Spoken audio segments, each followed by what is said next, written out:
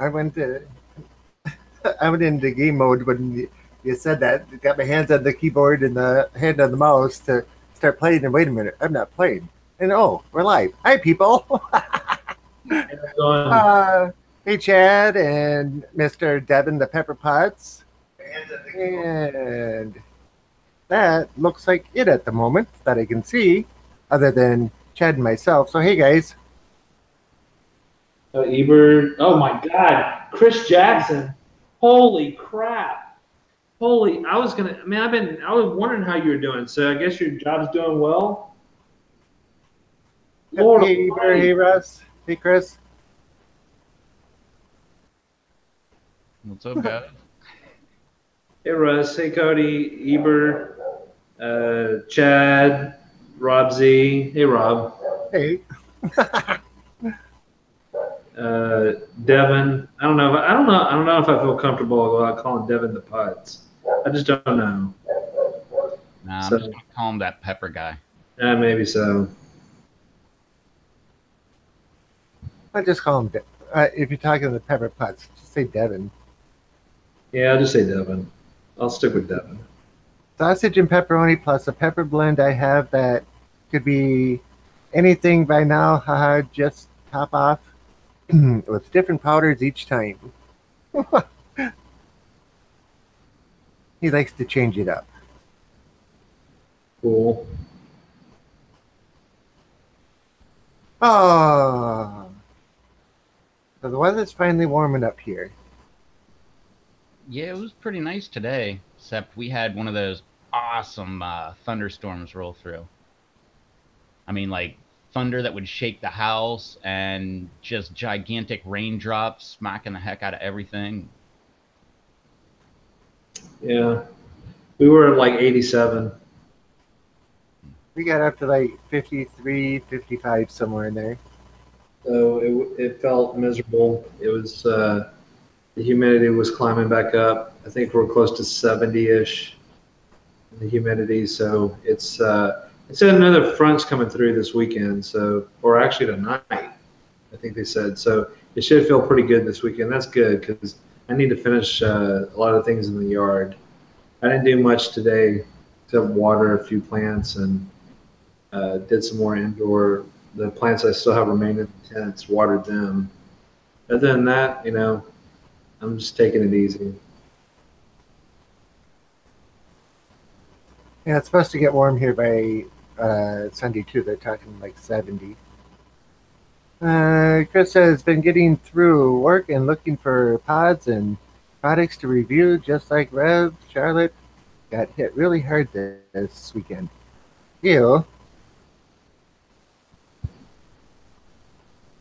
But look, Okay, Chris, Charlotte is in the there's a city. lot of products. Believe me, there's so many things coming out on the market. It's just like nonstop heat, just bam. Yeah, you want to review something, try to find some death nuts. Yep. Oh.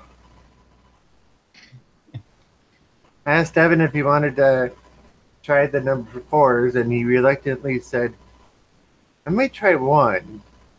And just the way he said it, it was very much I don't really want to do it, but I will just to try it type of I will one, you know? They're sold out. Yep, they're sold out. I don't even know if you can get those on eBay. I wonder if you can. Let me check real quick. Imagine somebody's got one for a pretty penny. You know, like 50, $100. Yeah. This is the first edition. Oh, there's one here at $13.50 plus $7 shipping with 12 bids and 3 days left. Ouch. Here's one for $75 with best offer. One at $30. Buy it now. Those. Oh, here's one for 50. Another for 50. Yeah, Russ, anytime there's a new hot gimmick thing that comes out, always buy 5 boxes. Yeah, especially if it starts getting popular. Yeah, that Pocky one chip challenge. I mean, how much were those things going? Like $75 a piece, or Yeah, upwards of 115, 120. So start looking on Pocky's website late August, going into September, and like start just checking in where they're going to start selling them. And then that day, go buy some Pocky one chip challenges. Because the more And you buy, it's actually cheaper because I think they charge you about the same cost shipping because they send it in a pretty good sized box. So you could get I think multiples I think for $6 shipping. So you're just paying $5 or whatever it is for each one. Yeah, the big store display boxes. I would love to get my hands on one of those. Yeah, if you get that coffin kit, it's cool. Yeah, because aren't there like 15 or 20 or more boxes in them? That says I bought a box for my bro-in-law. He said he wants to keep it. he can right after he does the death nuts. You just keep the box. Yeah. But if you're gonna do the one chip challenge this year, make sure you stay on it because last year I was trying to get them, and by the time I found out that they were out, they were already sold out. That was only like what, a day or two or something like that. Yeah. I'm gonna pass this year. Yeah, I am too. I'm like I said, I don't need to spend that much money for a chip. Like I said, unless they're gonna set the world on fire with a new blend or something they're putting on that chip. Nah. Well, by this year, they might have that Pepper X. They might have two versions. Yeah, I don't know about that. Well, Chris says he's going to have to pay someone for pod so everyone can watch me almost puke over a half a pie. Well, there's so many people that are having peppers go right that are getting right that I wouldn't be surprised if pepper boxes started coming out soon. Who on Etsy said that, Russ? Was that Dave? Because from what I've heard, Dave's Crimson Blaze chips were way hotter than the one chip challenge. Yes, and I didn't even try Dave's quote unquote Dave's version. I made my own with the Crimson Blaze at the house, and believe me, it still was hotter than the Pocky One Chip. So just follow Dave's instructions or any instruction about making a chip, and just coat it, and then make it at home. He did something. He changed his recipe. I forget what it was. It was like fry the chip, coat the chip with powder, and then fry it again, and then coat it again, or something like Then that. bake it or something. It was fry the chip to get it crispy, spray it with or before it completely dries, put powder on it, flip it over, put powder on the other side, let it sit and dry, then use a spray bottle and spray a little more oil on both sides, powder both of them, and then tuck it in the oven for a little bit until they're dry again. Yeah. Yeah, and if you want to see a great video, Gardening in Missouri, the last video he did, that's Rich LaQuesta, where the LaQuesta blend is made of. His last video, he did 5 of those Crimson Blaze chips all at the same time. Mm. Matt's in the house right on time, just came in from digging the garden out. And Matt, you're 8 minutes late. I'm teasing, of course. Let's see. Pat says, I do as well. For some reason, the MOA scotch doesn't do much for me, but the chocolate scotch gets my tongue tingling. And I'm going both of those again this year. Matt says, not going to believe what I found. Biggest earthworms I've ever seen. About 18-inch average. Wow. That's bigger than I got. Yeah, that's a big worm. And yeah, Eric, Charles is wearing that hat just for you. Just for you, sir. Not really. I just, I liked our response from Monday. And I watched, like I said, I sent a few people a video clip today, and because I was trying to think of it when I was eating that pepper on Monday, and I couldn't think of what movie I sounded like, and that's what it was. It was Great Outdoors, because when John Candy comes in, he's like bear, big bear, Yeah. big bear, bear. Big That's Bear. how it was. Hot, hot, real hot, hot. I mean, that's all I could say. It's hot. Because, yeah, that pepper was hot. I mean, I didn't eat a very big piece, but that was a pretty damn hot pepper. And yes, Eric, we're live. And So, Chris, if you're trying to get back into the spicy world, man, just dive right in. That's what we did with Rob. I mean, like I said, he got another job, and of course he travels and stuff now. But man, he was getting it going. God, what was it, Chris? 5, 6, 7, 8, 9. I don't know, 7 months ago, 6, 7 months ago, and I think that's maybe a little bit longer. Then he moved to his apartment and everything, and you know, because he was putting out a lot of content before he moved. So, but yeah. There's plenty of people on here that have pods, I guarantee you. And you saw one of the members from PLC, I don't know if you know Nate, Shaping for Life, Johnny Scoville just did his SoCal Magma pepper review yesterday. So he sent Johnny Scoville some of his crosses, and he did a review on those. So uh, you know that's cool that he did that, and Nate got recognition on Johnny Scoville's channel for his pepper crosses. Oh, look at Evers said, hey, Chris, hit me up on Hangouts. Maybe Evers got something and they can cut a deal or something. I don't know. Don't know more than anybody else, but that's a possibility. Cooper's got Reapers and stuff. I know he's got that going. I think I could be full of crap because I'm a Reaper, but pretty sure he has Reapers and stuff. Susie's in the house. OMG, awesome hat, Charles. And Thank you. let's see, what was it? Eric asked if you had a red band around your head when you took the hat off the last time. Probably. Well, I had a lot on my head from the last time after Monday. Everything on my face was red, still from that pepper. So I started off the show 15 minutes in red, and I think I finished red. So my face stayed red that whole live stream. Because Chad turned away, or he closed his eyes. So did Jared, or something, or some BS crap they gave me. So I ate another piece. So it is what it is. I stepped away to the bathroom, Charles. I didn't see you eat it. You didn't eat it. Show me. Yes, I'm exaggerating. Julian's in the house. Hey, Julian. Hey, Susie. What's up, everybody? Hey, Rev, Charles, Rob. Yeah, I'm going to take a break. I have another one of those pods, but I'm going to take a break for at least today. I think tomorrow after work, I may do a sauce review. So that's one of the other PLC members, Jeff Hobbs, who's going to be on the Bat and Bear show tomorrow, by the way. So if you don't know the Pepper Wolverine, he's going to be on the Bat and Bear show tomorrow. And Bat Bear and Wolverine? Yep.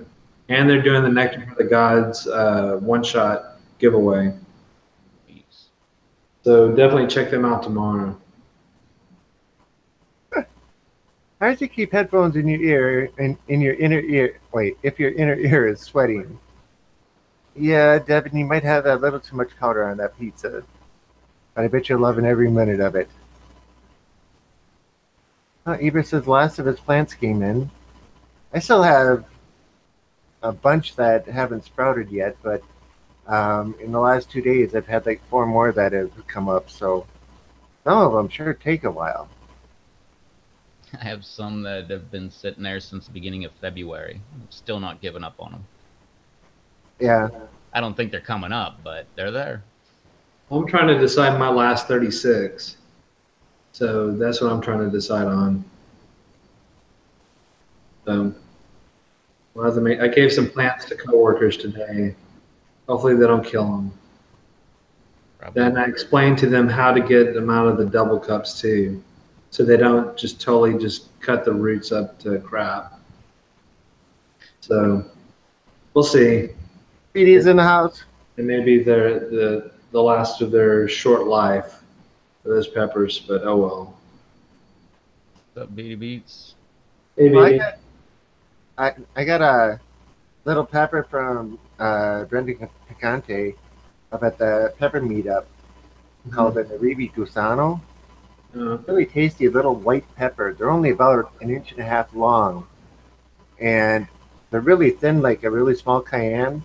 And there's yeah. like four seeds in them, and but you take a bite out of one of those, and it's like a real sweet, peppery type flavor, and then all of a sudden, boom, you get hit with the heat, like instant. But it's not a really bad heat. So I had three of those come up. So hopefully they'll make it to maturity. That's cool. And congrats on your sugar rush, Chad. Yeah. Those things are awesome. Yeah, I didn't Yeah, get. I think I have a few sugar rushes that came up too. Yeah, I didn't get that one because I had an overwintered sugar rush, and I was thinking that that was going to make it, and it didn't. So I'm going with the sugar rush red. I know I have those. So this year, doing sugar rush red instead of peach. So it is what it is. So see if you agree with this statement. Yes, food tastes odd for some reason without peppers now.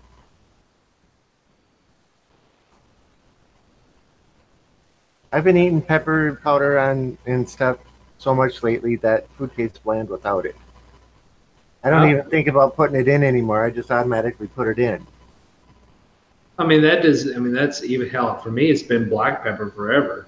Even before I got into like really heavily spicy peppers or whatever, I've been putting like black pepper. But yeah, today my homemade burger that I made, of course, did some more twisted sunrise. But I gotta watch that one because I'm running low on that. So I'll kind of trade off, do that and some Cuesta and some Crimson Blaze and some of Rob Blumberg's powder and Gage's powder and all these powders that I have. So, yep, go back and forth. Chris says, Ebra, hook me up. Look for the review. Cool. Cool. Let's see. I'm just watching a lot of peppers. It's been very hot here all week. Yesterday I was feeling kind of numb about my peppers, not sure to cut them all down and just focus on growing vegetables. My poor plants got hit with aphids hard and wind burned. Hopefully I can recover. Aphids suck. And mine's been blown away by the wind and like there's like no leaves left, but they're all coming back. I mean, Other obs in the house. blowing, Lumber. it's crazy.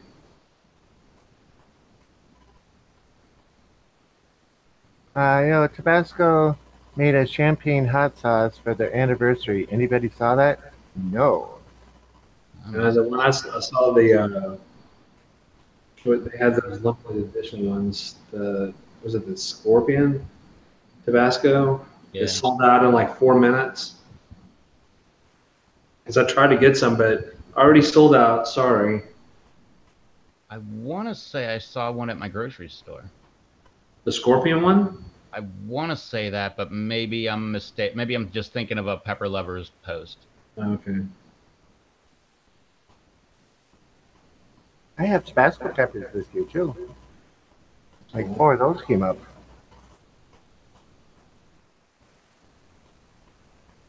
So, Blumberg, you catch any fish today?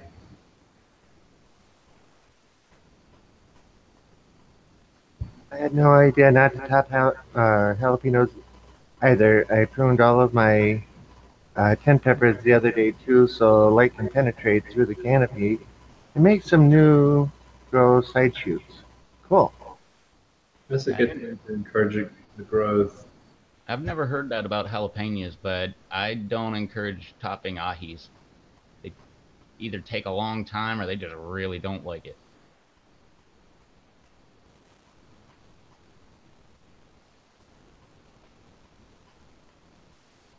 Ouch. Uh, all the wind killed the leaves on on like half of them. So windy the last few weeks. Don't Doesn't help that I live on a hill and get 15 to 20 mile an hour average winds. Okay. That would be good if you had a windmill, though. Yeah. It's been windy as hell here lately. I mean, that's just like other places. It is crazy. I mean, he lives like what 20 miles from me, whatever. Or, but it's just crazy. Yeah, it's been really, really windy here, but they call this place the second windiest city in America. So we're not even a city. I don't know why they call us that. Because you're not a township. Yeah, it's only a town.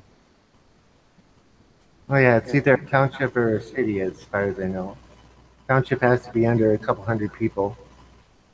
Over that amount, it's a city. As long as you have city borders and all that kind of stuff. Next town up the road, they don't even have enough people to be a town, and they voted to become a town. They're like, we don't want to be a village. I forgot about villages. Oh yeah, we still got villages around here. Yeah, they do in some of the uh, ritzier neighborhoods over in our town. So, That's exactly what this is. It's a high class area, and they're like, no, we want the status of town. and that in those areas too, you want to make sure you abide by every rule there is in a car, no matter what. You think you want to be extra precautious. You know, you think that you stopped at the stoplight, stop sign long enough, make sure you did, or they'll say you did a rolling stop, or make sure you put your turn signal on whichever direction you're going, or you didn't signal, or do this, or every little thing. They try to get you. That says Shishiros have been getting some natural sun through the windows. Now have pods everywhere. Good. That's Yeah, cool. Susie, my ahis are about the same, about a foot and a half.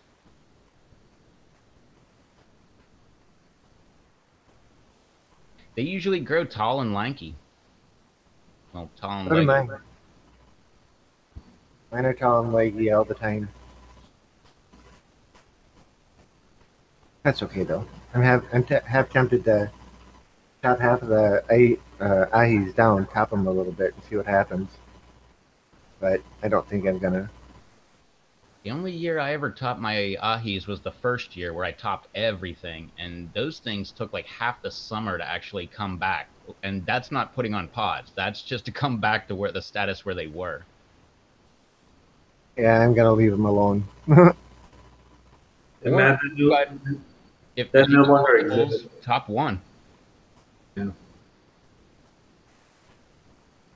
And you look at the scorpion, how many times it's been trimmed back to just about nothing. It's been what, 6 times, and at least 3 times for the MOA and the goat, and they always come back.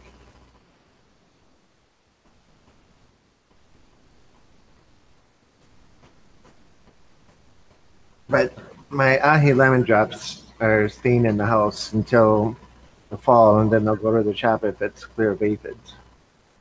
I was trying to think of a pepper that I had that loved being topped. Like you'd top it, and that thing would just get bushy, and it would be like now you have three plants, and you'd top one again, and now you would have five plants, and all growing out of one red cup.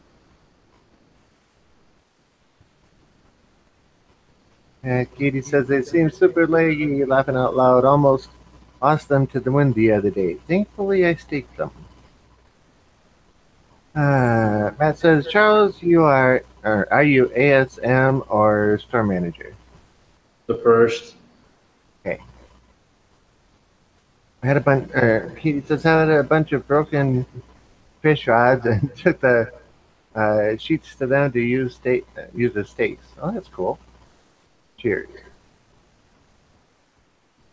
Okay, I was photo manager for 2 years, then assistant manager. I quit when they went to shift lead. You're smart. Yes, Charles is. Charles is growing Peter Peppers. Yep, I gave away 3 of them today to see if the other staff is going to kill them. Or try eating them without cutting them up first. Oh, I am. I got it. It's already outside. So once this sucker's ripe, it's coming in here. I'll eat the whole thing. It's all good. I'm just gonna the things people think of. funny. I don't know, just how people associate certain things with other things. But Cody says he's grown some as well. Eva's growing the orange ones, and yeah. Don't choke on the Peter Pepper laughing out loud. Yeah, see, that's the type of thing I'm talking about right there. Nah, that's exactly what I'm talking about. That's the kind of attitude you take with the Peter Pepper. Yeah. Don't choke on that thing. Pretty big, isn't it? Yep. I gave some seeds to my mom as well, says Cody. And I told everyone what they look like too, so they understand what it is. So if they do produce peppers for other people, they're not shocked when they have little red peters sticking all off the plant. So, yeah. It's funny. If you gave me one and I knew nothing about it, I wouldn't like say anything. I just take pictures of it and just be like, look at this one. Look at this one. Cody didn't tell his mom, laughing out loud. Lumberg says, I'll eat one with you, Charles. That's getting weird now. Yeah. That comment is starting to get weird. I don't know. I don't know how to take that one. Just take it as a compliment. Yeah. He likes you.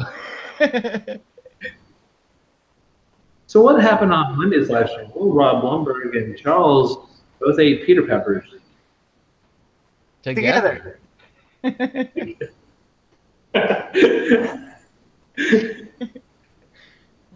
Oh, Mary.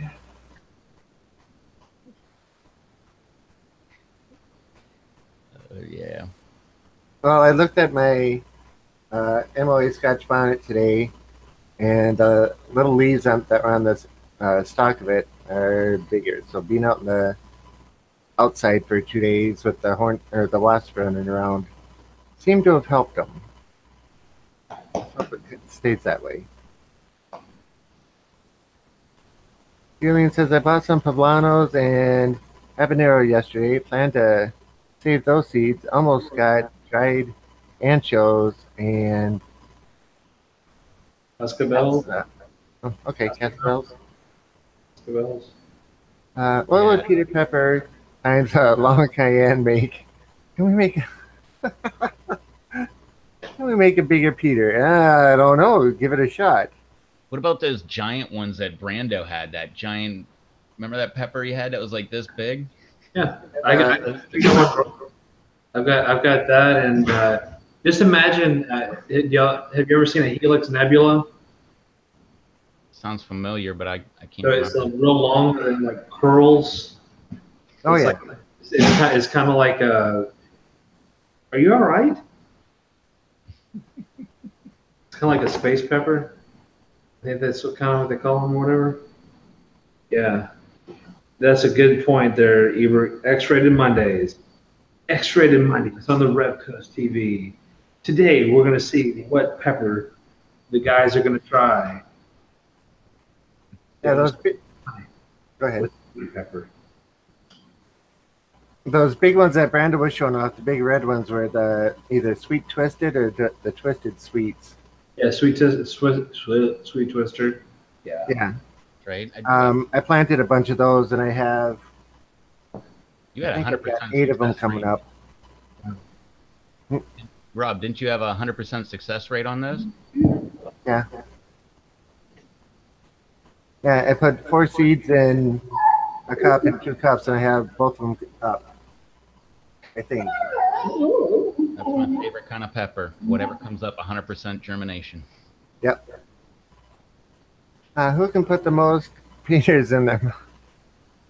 I don't know how hot those things are. Do you? What, Peter Peppers? Yeah. They're like shit. What is it? Serrano. Okay. It's above a jalapeno. Well, Scott's in the house. Hey Scott. Hey JRF. Hey Joe. Joe. What's up, everybody? I wonder how long a sweet twisted takes to form. I'd imagine quite a time. Oh yeah, considering they're what, half a pound of pizza almost, I think he Yeah. said at one time. I'm curious to see how this plant's going to look. We shall see. Yeah. Yeah, I saw Katie. I saw that Susie said she missed Monday. You didn't miss Friday, right? Was she here? Wait, she was here. That's right. We asked her bartending questions. Yeah, but she was going back and forth because the playoffs. Yeah, that's right. Sorry, still a little foggy about that night. Go I back didn't and watch the video. I didn't drink quite as much as the others, so I kind of remember a few things here and there. That's what I would say, but I remember what Saturday was like. Saturday was just fine for me. Yeah, it was great. Oh no, it was fine. I knew I would did something the night before.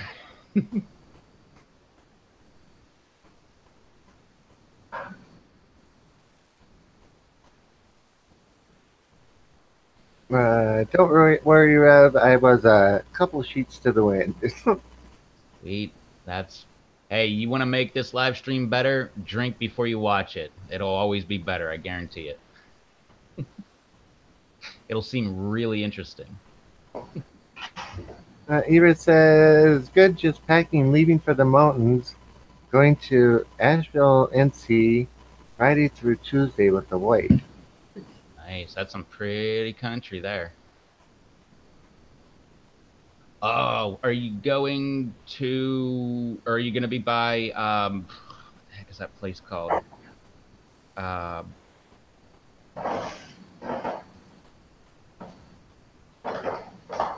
is that what is it? The Vanderbilt House, or it's one of those really rich guys has a mansion up there. I don't think it's actually in Asheville. I think it's outside or something like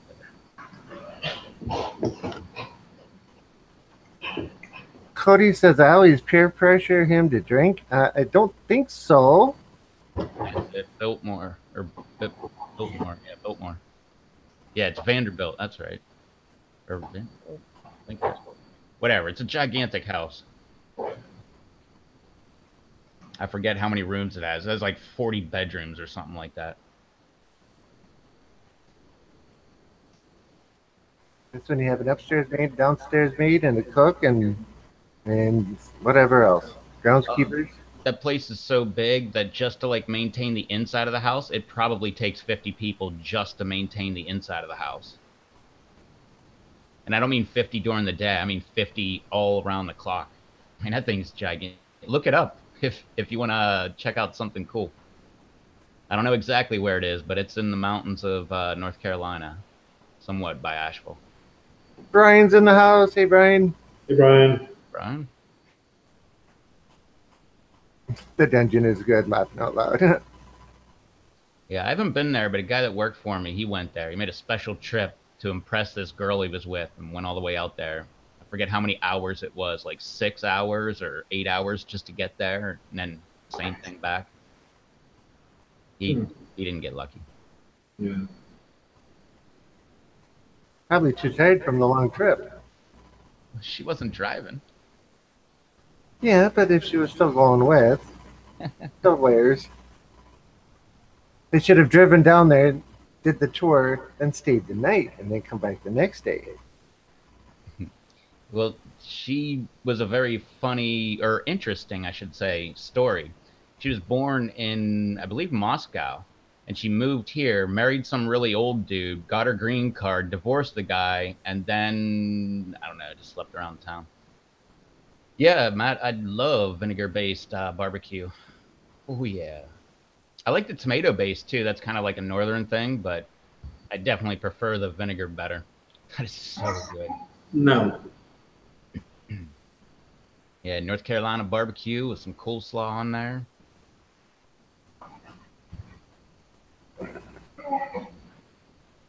That'd be pretty cool, yeah. It'll be one of these damn nights.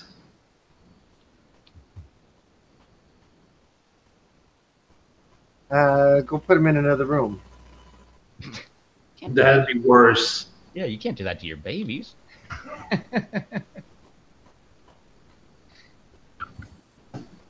Send him to his bed. Right here. Well, actually, he sleeps with me, kind of, sort of, and he goes off on his own. Yeah, my dog's upset at me right now because I'm sitting on her couch. So she's sitting in my chair, but she keeps looking at me every couple minutes like, you gonna get out of there? And I go over there and sit. What's wrong with you?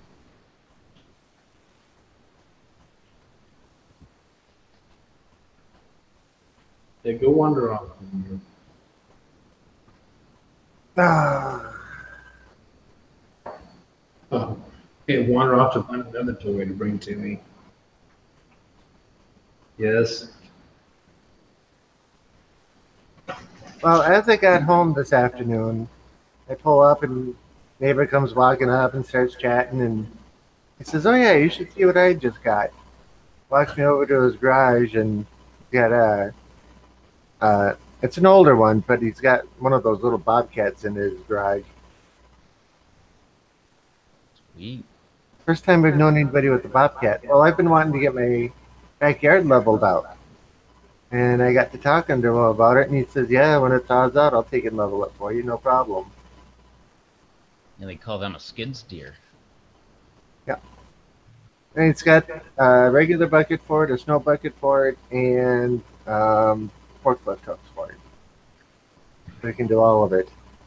When we moved here, we had a sand front yard. So my cousin was a contractor building a whole housing development, and it was on the mainland, and they had just had all this topsoil that they needed to get rid of. So my dad worked out some deal with them, and we had 2 dump trucks come over and dump dirt, like just off the side of the driveway. For months, my dad was, well, for like a month, me and my brother-in-law were out there every day with a wheelbarrow and a shovel trying to move this dirt around, and we gave up. My dad came down for like 6 months, like not every month, but every time no, probably for like a year. Every time he came down, he was out there with a shovel and a wheelbarrow, and finally he gave up, and we rented a Bobcat. We had that thing done in, I mean, we tried to move the dirt for about 2 years. We rented a Bobcat. We were done in like 3 hours. All right, so BD, are you doing container gardening, or are you doing raised bed, or what are you doing? Yeah, or are you amending ground soil?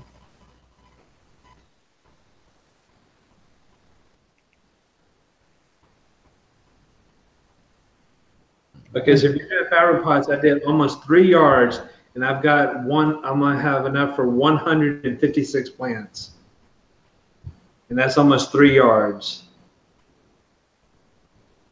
So that's what I did, and that's predominantly all.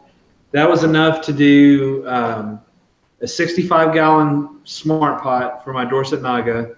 It's going to do 156. Well, it's going to do 105 gallons, 56 3 gallons, and I had enough to put in my front flower bed and my raised bed, which I let my dog dig up. So that's almost 3 yards. Because by the time you go and put other things in it, you do perlite or grow stones or whatever else, it goes a lot further because you're adding all that stuff into it. Yeah, so he's using 5 to 7 gallon fabric pots.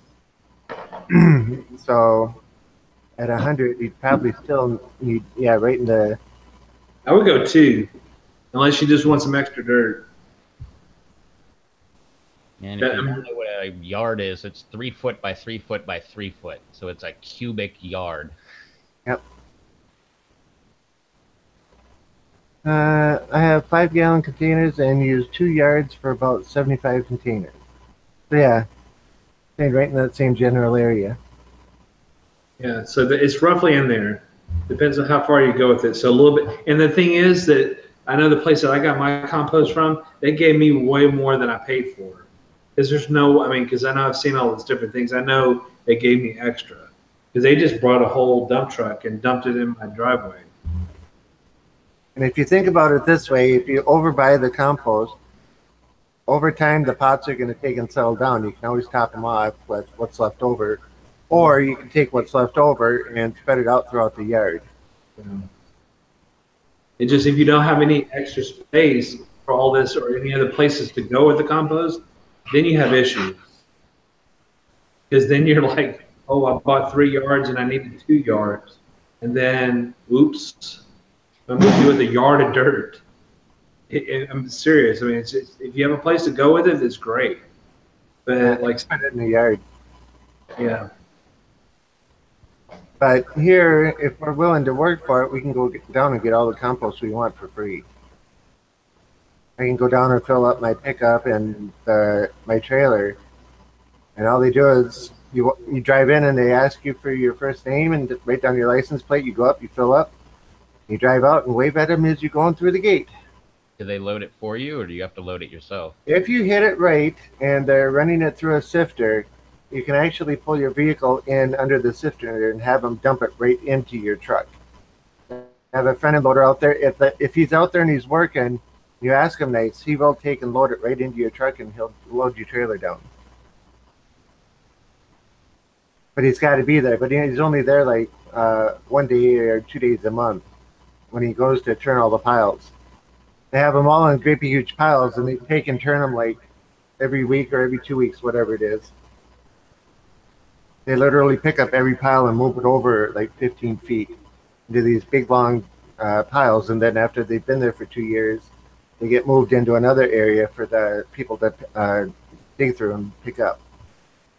like I said, mine was in piles for over 2 years. So that's a guarantee that they tell you at the place that I went to. And like I said, the place I went to was, shown to me by growingyourgreens.com, John Collier, whatever his name, Collier. And so they did that segment. Went there. It was, I don't know, what, 17, 18 miles from me, 20 miles maybe. So it was mine. I paid like 150 something delivered, something like that. I think it was. So it was all right. I mean, it wasn't too bad. I mean, it's like I said, it's a way better deal than buying a bunch of bag soil. Like I said, you're spending tons and tons of money on the bag soil because, like, okay, so say you want to do Fox Farms or any normal bag 1.5 cubic feet of soil, you're only going to get two 5 gallons out of that, or like almost like 110 for one bag of soil. You get two 5-gallon containers with 1.5 cubic feet of soil in a bag. So whatever you decide to choose, anything from your box store, like Ocean Forest or whatever it is, you figure that out. So you figure you spend at a great deal for Ocean Forest, $13-14 a bag. So you figure you have 100 pots. That means that you need, X amount of bags. So that's for that, and then times the $20, it's like $400 for soil. Where you could get way more for 100 and something bucks, and then just amend your own soil, put everything you want to in it. And it's not hard. I mean, it's just like any of this stuff. Hot sauce, all this other stuff. Look at bottles, look at packages, see what they got in them. So if this soil works great for you, see what they put in there, and then go and find those amendments. And then it may not be the exact same results. It may not be the exact same everything that's in there, but it's going to be pretty close. They put all the same stuff in there anyway. I mean, all the top end ones. They're going to have compost. They're going to have the what is it? I forgot what the hell it's called. Alaskan, some kind of broken down. I forgot I have to look it up. The sphagnum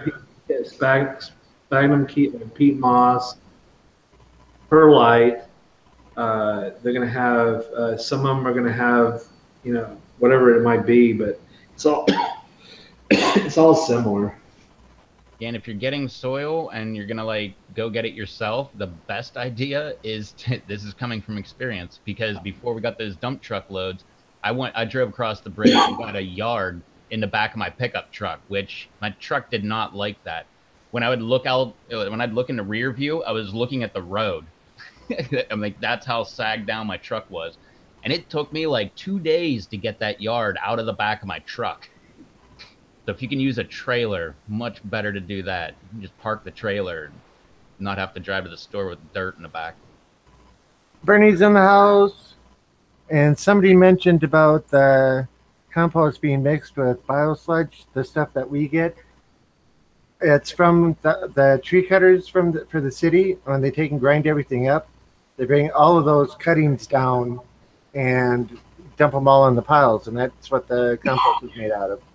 When the city goes through and cuts the grass, they pick the grass up and they bring all of that down too. So they're nowhere near a sewage plant. So pretty clean stuff. Yeah, and that's you could do the same thing. Like if you have a bunch of woods and grass on your property, you can cut down a bunch of trees, cut them all up into, grind up all the tree, throw it in a pile with some, because that'd be wouldn't that be carbon? And then you get your grass clippings, and that would be your nitrogen, and start your own compost pile. Yeah. Been meaning to do that for years. I got one started, it just hasn't made compost. Yeah. So, going back to the contents of, like, say, Ocean Forest. So you got earthworm castings, which I recommend to put in there. Just make your own blend. So, like, for me, I have a big container. I put all my earthworm castings. Then I mix my bone meal. I mix, I did get some bat guano, kelp meal, a bunch of other things. I just throw it all in there and make my own little, I guess, amendment of worm casting mix, and throw that in the soil too with it. And that's pretty much what that is. I mean, you can use fish meal, or you can use just regular bone meal for calcium or whatever it is. And then, like I said, it uses the sandy loam, the sphagnum peat moss, and aged forest products. So, I mean, that's pretty much all it is. And if you're like me and you're too cheap to buy worm castings, at least go to a fishing place and buy like red wigglers or something like that and throw the Sure. worms in there, and they'll make you worm castings. Yeah, and I do that too. Like I said, I buy the 1,000 or 2,000 from that Uncle Jim's Worm Farm or whatever it is. Same thing. But, I mean, all those things, like I said, we'll see how my results are this year. Because, like I said, last year I spent a fortune for just the 56 pots that I had last year with Ocean Forest, because that's all I used. So, I'm just going a different route this year, and that's, for me, seems the better route to go with.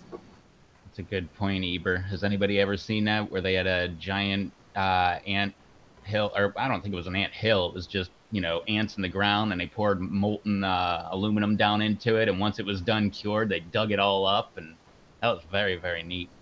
Yeah. But I haven't heard about diatomaceous earth helping with ants, but if it does, it's really, really cheap. It's like $15 for like 50 pounds or whatever. Yeah. Just go to a pool store. They should have those all day long. Because too. those products is labeled as so many different things because it's used in so many industries. And for the most part, most of it depends on where you get it from, is edible, and you can actually eat it if you want to. Yeah, well, it is ground up plankton fossils. Yeah.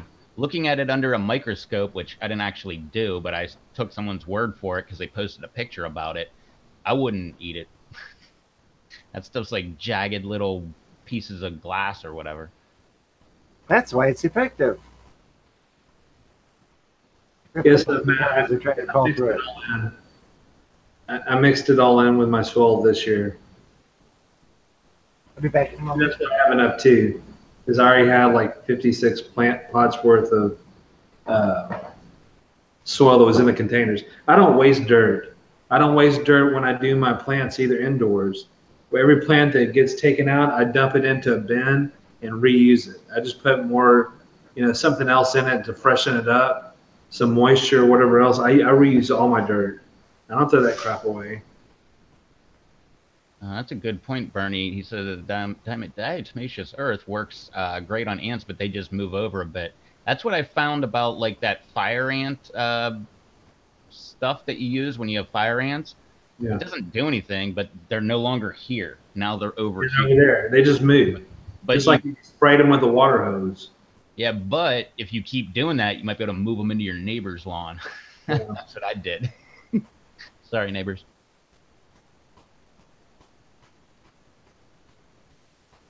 But that sucks, like walking out, taking your garbage out in the middle of the night and accidentally stepping in a fire ant mound. Only do that a couple times. Yeah, Oh, and if you use diatomaceous earth outside, like probably the first time it rains, it's probably getting washed away too, by the way. That stuff pretty much dissolves real quick. I mean, I use. Oh, here, I'll get that. I'll show you which brand I use. Yeah, if it's food grade, well, almost everyone I've ever seen was food grade. And I usually, well, I was using it for pulls because you got three kind of pull filters. You got a sand filter, you got a cartridge filter, and you got a diatomaceous earth filter. Diatomaceous is the best kind of filter you can have for your pull. But every time you backwash or get the crap out of your filter, the diatomaceous earth is gone too. So you go through that stuff like crazy. And whenever you backwash, it puts all that diatomaceous earth wherever it backwashes to. You'll have like a white pile there. It can be a pain.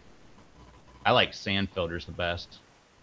They're like the least effective of all the pool filters, but Yeah, this is a brand I use. The PermaGuard. So you can see it's food grade, Omri, all that stuff. But yeah, this was like a 5-pound bag, and it was cheap. I mean, it didn't cost hardly nothing. But that's what it all is, just fossil shell flour. So, Yep.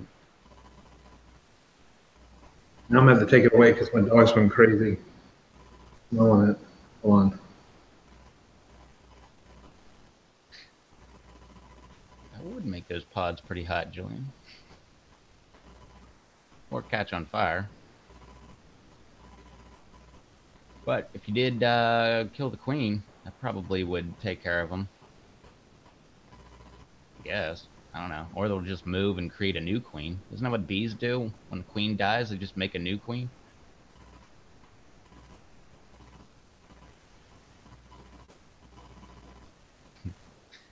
Yeah, it's good. Good thing there, Susie. Wouldn't want all your indoor hard work going up in flames.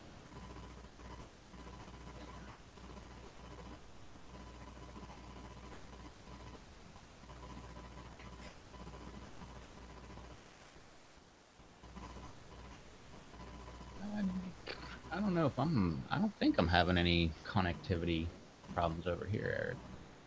Let me double check. Stream status. Okay. And the backup stream is okay. Wait, no, it should be fine over here. Could be. Oh. And then I click on the actual thing and it's, oh no, yeah, I guess it is refreshing. Oops.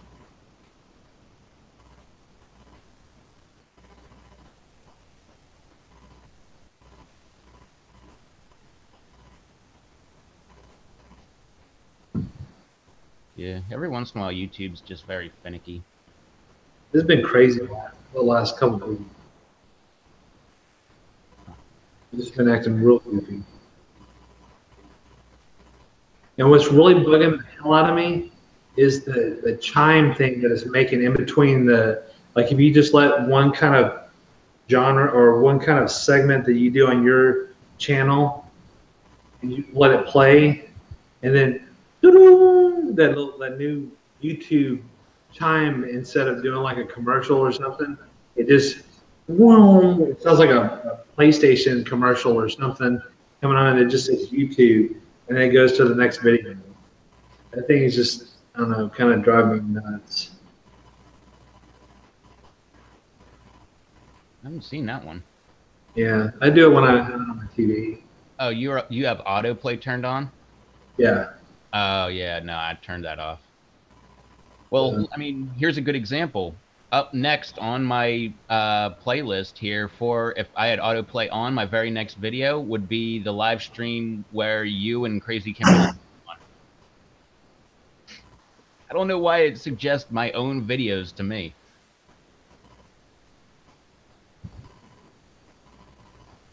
Yeah, well, that's another thing to go about this. You know, Julian's saying solar flares or whatever else.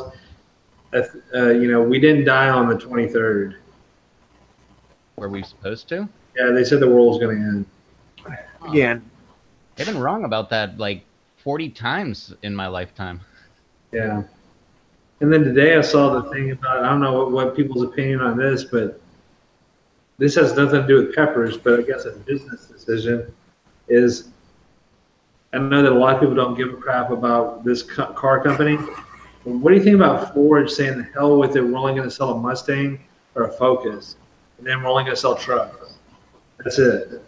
That what, they're getting rid of like Everything else, Taurus, whatever else, they're only going to keep the SUVs, trucks, Mustang, and the Focus. That's it. Everything else, they're not going to sell in North America. that sounds really dumb. That's my thoughts. So, I don't know. Like I said, I just, and that has nothing to do with the peppers or anything else, but I just saw that and I thought that was like, well, that's kind of risky. Because, I mean, okay, I mean, you can always change back because they say it's only in North America. But it's like, so it's wondering if we have another gas issue and people don't want to drive trucks anymore because they're looking for more efficient cars. Got to do all this whole 180 again, going, oh crap, now everybody wants cars. And, you know, a Mustang ain't going to help you, I guess, unless you have a V6, which I think is stupid. But anyway, just, you got to Focus. Oh, I want a Ford? Oh, I only get a Focus. That's the only car I can have from Ford. So pretty much if you want to get halfway good gas mileage with a Ford, the only way you can do it is with a Focus. You're in a Focus. Because, I mean, that's a lot of people's main focus. Get it? Oh, but that's their main thing is they don't care what they're driving. They just want to have the best amount of gas mileage that they can. Sure. So that just sounds really dumb. They just put themselves in a new market of those people that don't care how much gas mileage they're getting. I want an Excursion, or I want a pickup, or, you know. Well, they said that's 90%. 90% is trucks and SUVs. Yeah. And honestly, if you look at it, I mean, of course, that's just.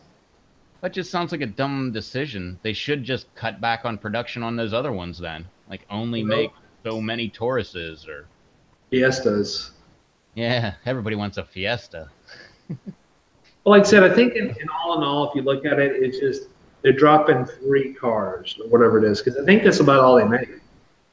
And it's not like a lot of cars that they make, because they make a Taurus, a Fiesta, a Focus. I can't think of anything else really. So just a couple cars really to drop the line. It sounds bigger than it because maybe it is, but you know, I mean, I think hell Chevy should do the same. I mean, I'm not a Chevy person, but the Cruise and all this other stuff, I don't know. You know who really should cut back on some of their vehicles is the company. I'm like most mechanics. I like any vehicle that runs. So as long as your vehicle runs, I'm a fan of that vehicle. But I really like Jeep. They need to get rid of half of that garbage. Why the heck is Jeep making a car? Get rid of that piece of crap, man. That stupid Renegade thing, that is a disgrace to four-wheel drives. Get rid of that stupid thing too, man. I've seen them in action. They actually work, but they look so dumb. With the lights with those X's on them. You see all those X's? That's cool. I don't know about that. I don't like the newer Jeeps. I mean, for one, I think it's ludicrous, crazy how much you're paying for them. Yep. It's absurd. I mean, because the only thing, like I said, if you're going to be a practical Jeep owner, if you don't get like say a Rubicon or something else, there's hardly no point in getting one. Because why the hell you get all this? Because you're going to change everything out anyway. If you really go off road, you know, first thing you got to do, I want Dana 44s. I want to do this and do all this other stuff. You're going to pump so much money into it. It's crazy. That's just like the people with, oh gosh, we're going on a damn rant again. Sorry, the people who get the just any truck, and then you go and you jack it up to the sky. You get all the anodized and everything else, and you have all the drivetrain and everything. You get these big wheels, and all this stuff. You spent $100 and something thousand on this truck that gets like no gas mileage, and that's not even practical. You should see it around here. Like North Carolina state law says you can only lift your vehicle, I think, 6 inches unless it sees off-road action. We got beach accesses around here. There's your off-road action. So, I mean, there's people with, 25-inch lift kits and stuff and like 44-inch tires and, I mean, crazy stuff where they got to have like mini step ladders hanging down off of the vehicle just to get up into them. And I love it. I think it's hilarious.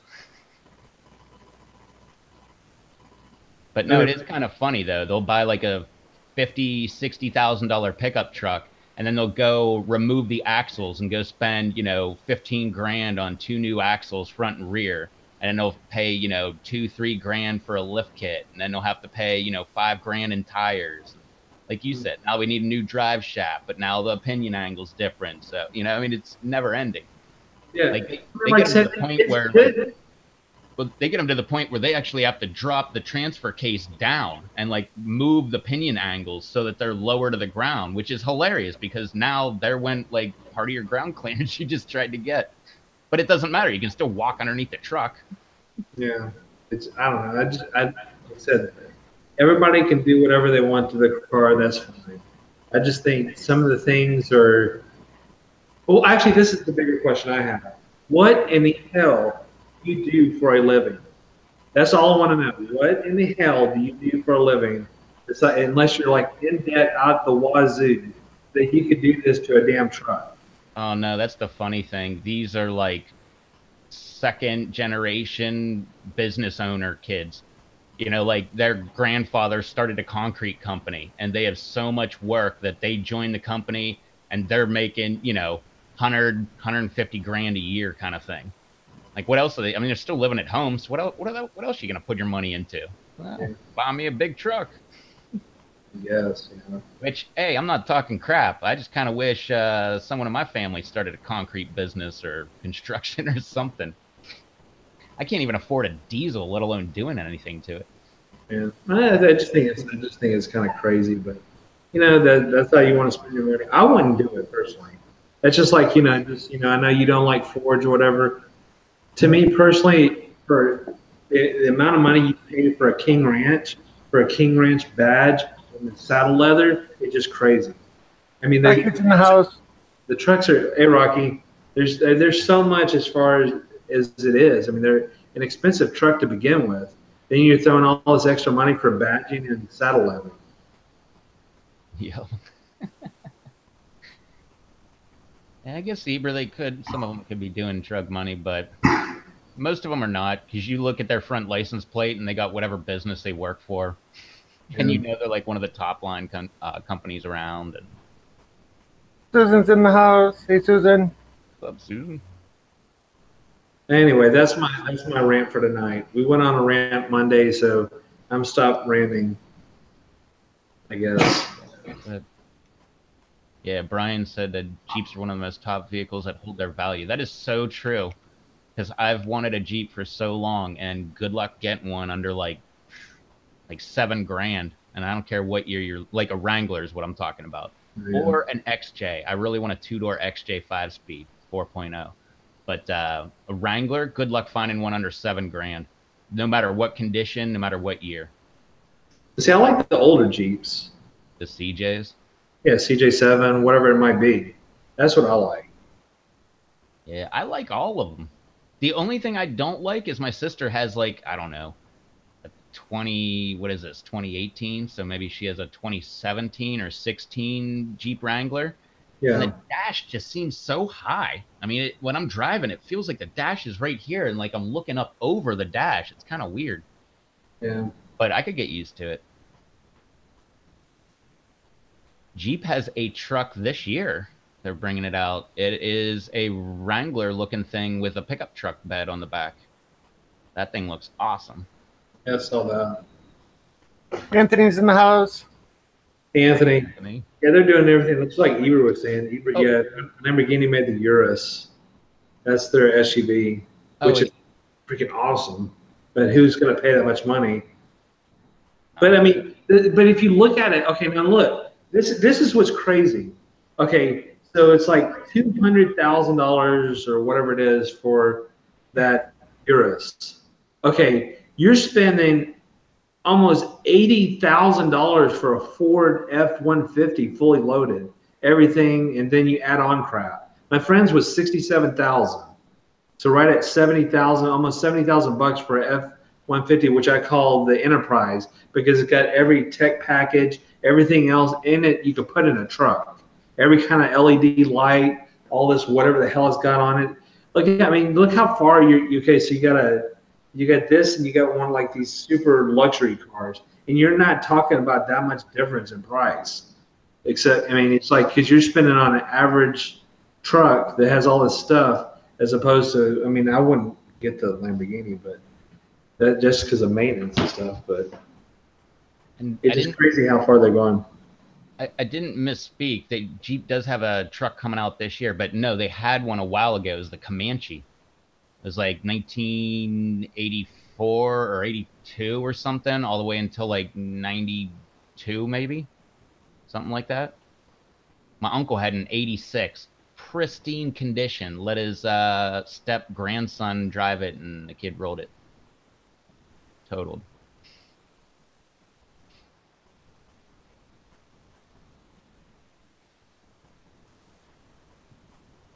Hmm. I don't know why Lamborghini would make an SUV. Okay, you've seen that thing? That thing's awesome looking. And what it's got in it, that just the cockpit is crazy. You know, Lamborghini started out making tractors, and I think they still have a tractor line that's still going. Yeah. I mean, I watch that stuff all day long. I love watching Daily Driven Exotics. I love watching all those videos on YouTube. That's always what I'm usually watching before I come here. I mean, just there's so many different channels that have those hypercars, supercars, what they're doing. Some of it I don't, you know, just like any car, you don't kind of like what they're doing as far as their aesthetics or whatever they're adding to it. But it's crazy with those cars. I mean, of course, I'll never be able to afford one, but it's still pretty cool. Like the question someone had the other day, because I don't know if you know Pagani. So if you have a Huayra, there's a BC edition as opposed to the regular Huayra. So you're $1 million difference. So it's like, you know, would you pay $3 million for the BC edition or just $2 million for the regular edition, where you get like a bunch of cool features, whatever? At that point, what the hell? It's only if you have $2 million to spend, you better have $3 million. So it's just like, you know, Vehicle. That's one thing if you buy a house for 2 million or 3 million, you know, but you're buying something that someone could total because they were texting and driving. this is true. That's the only way I always look at it. I'm like, there's no way I would ever, if I had enough money for a Lamborghini, I'd buy a house. If I still had enough money for a Lamborghini, I'd have like 5 probably not piece of crap, but halfway decent vehicles instead. Well, I could go through a lot of cars that I personally wanted over the years, but and still not add up to a lot of those cars. Oh yeah. Like I said, one of my absolute dream cars, I like in my life I would like to have a Wrangler at one point. I don't care what year or anything like that, and I want another, I already had 2, but I want another Jeep XJ. The Jeep Cherokee, the regular Cherokee 5-speed 4.0. Yeah. And if you want to take dream even more, I want to turbocharge that thing.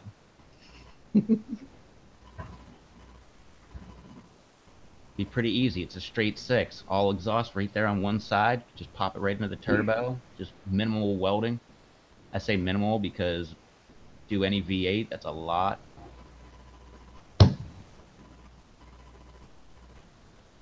Well, mine would be I would like to have a '96 Supra twin turbo. That'd be up there. Like to have a '65 Mustang Fastback.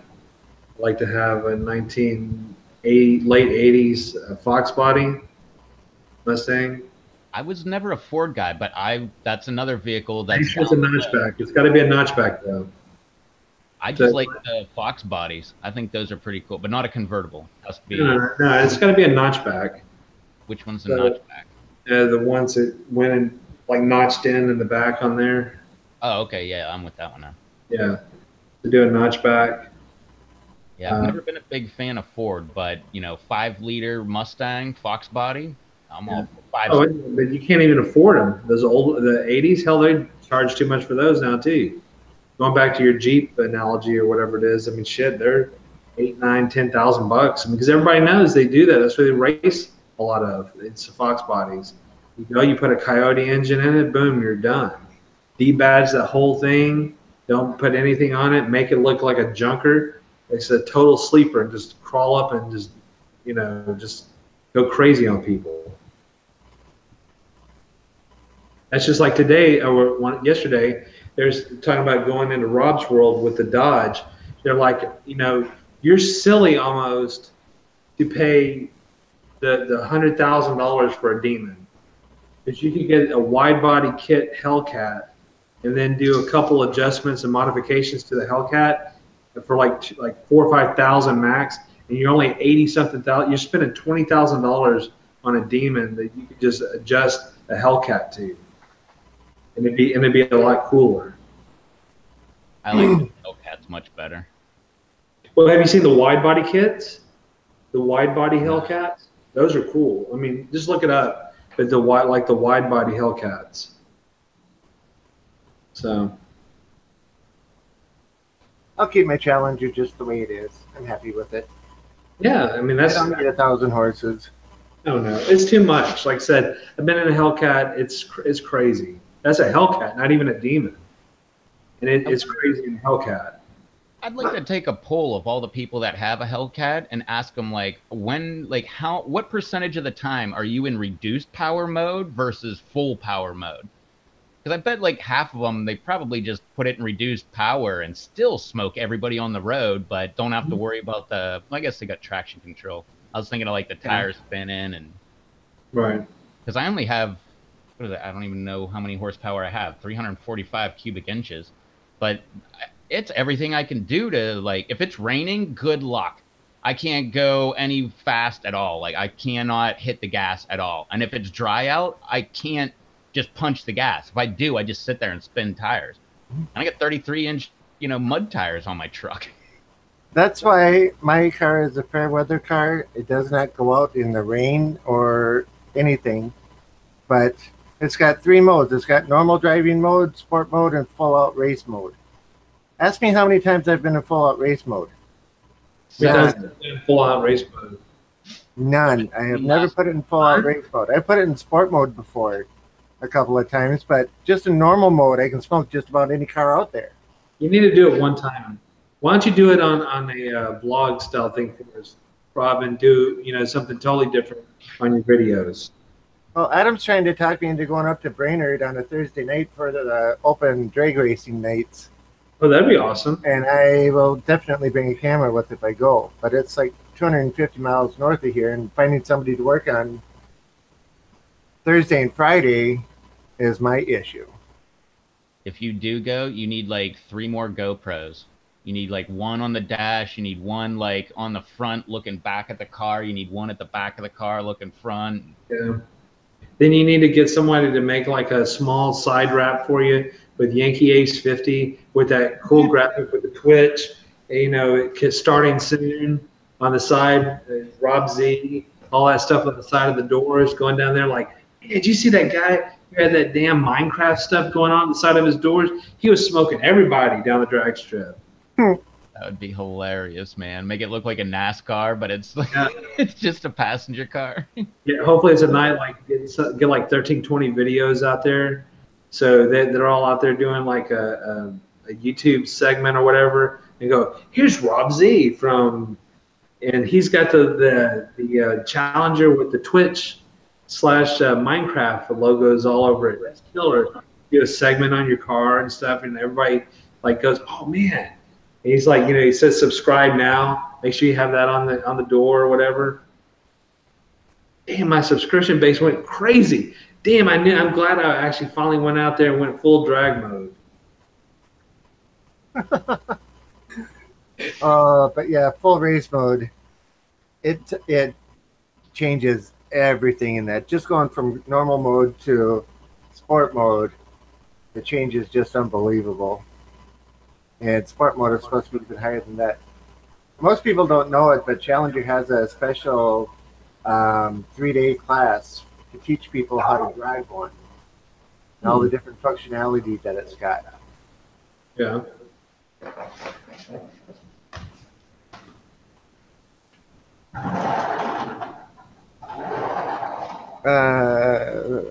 So, well, this is interesting. Rocky says, Susan, so are you saying you grew up in the 60s? And Susan says, Rocky, do I look it? I would like a 69 Chevelle or Cutlass. Yeah.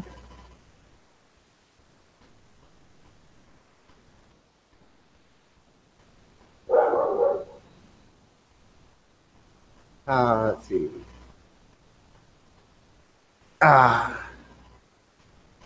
yeah, Adam bought I forget what year it is, Charger that he's been modifying so that he can beat me in a race. So far, the modifications, the Charger and the Challenger both have the computers in them, so you can tell how fast your quarter mile is. And right now, he's getting close to beating me. Yes, I had to read that one out loud, Susan, but I didn't say any kind of a number.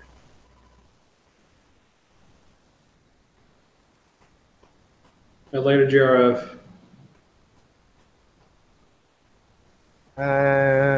Just as I had a dart, I had a 76 dart. I had an 80 Monte Carlo and a 76 Monte Carlo and 4 Vegas, and I could just go on and on and on about all the cars I've had. Let's see. But yeah, he still wants his Charger to beat me in a race.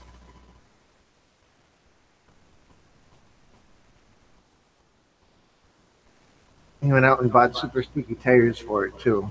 Just had them put on. What was it? Sunday night. Now he thinks he's going to get even closer to beating me. Rocky, I was born in the late 60s. I just look good for my age. Haha. Well, Susan, I was born in the mid 60s, and I don't know if I am good looking for my age or not. So, Of course you do, sir. no, I don't. You don't give yourself enough credit. Yeah, but I'm seeing right through this brown stuff that you're spewing at me. My girl has a 2012 Jetta GLI edition. The sport motor's nice. Yeah, I can imagine. Some of those imports with the 4 cylinders and 6 cylinders, with as light as those cars are and what they're doing to them, man, they can get up and go. I still want to get in a Kia Stinger GT. I still want to get in one of those.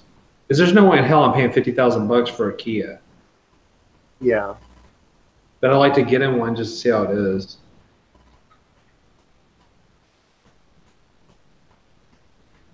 In 13, I went and drove 13 Corvette, Mustang, Camaro, and Challenger, and Charger.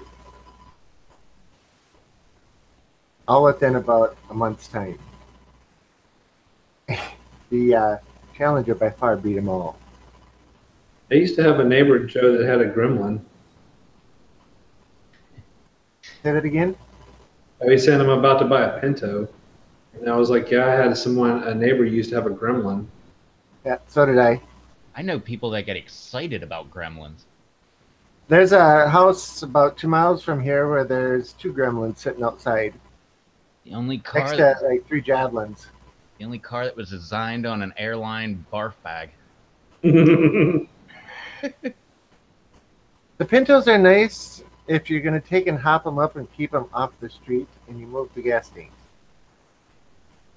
Because I've seen a few people race those and they get up and go because they're so small and relatively aerodynamic.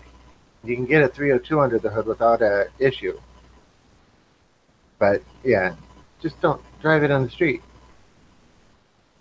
I'd like to see someone get a Geo Metro and throw like I don't know, just 350 5 small block. I've seen it. that'd be I, insane. you know what a 48 Anglia looks like? It What? looks like a PT Cruiser does today. What was the car? 1948. I forget the manufacturer, but Anglia looks just like a PT Cruiser. I Okay. know a guy who owned a shop, and his calling card was pulling up in one of those with the 454 under the hood. The four cylinders barely fit. He was sitting in the back seat because he had to move the engine into into the passenger area. Yeah, that's what I was just gonna say. You just cut that whole firewall out, like half of the body and everything. You fit it in there and just make your own. He cut out a big section of the windshield so that the air cleaner could come up through. Yeah, I Yeah, like El Caminos too, man. Those things are cool, but there are really ugly versions. I yeah. had a 1980. Yeah, I My, only like a couple of them. my friend's dad has 30 Prowlers. Gee. Jared bag. Oh, the Prow. I forgot all about that car. Yeah, he has 30 of them. 30 in his 35 car garage. Jeez. Oh, what's the other one? The Ford Ranchero. I like that one too. Kind of like El Camino, but Ford. Yeah. I've seen a lot of those. I saw a Ranchero that was like a rat rod almost. Four. That's pretty cool looking. Yeah, Ibra, I'm gonna check that out. That car show. I love watching car shows. Me too. Man, I miss watching Roadkill Hot Rod Garage. Roadkill's awesome. Not anymore. I know, but It's like the #1 car show on the net, and they just decided heck with YouTube, and they went off YouTube. You can find their old shows, but right. yeah, Dirt Every Day, Engine Masters, all them, all gone.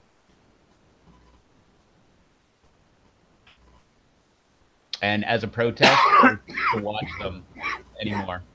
I've seen every episode of all of those shows at Uh-huh. 7 times a piece. So I already know what happened, so I don't need to watch them again. So just as a protest that they went off the net, or off YouTube, I should say.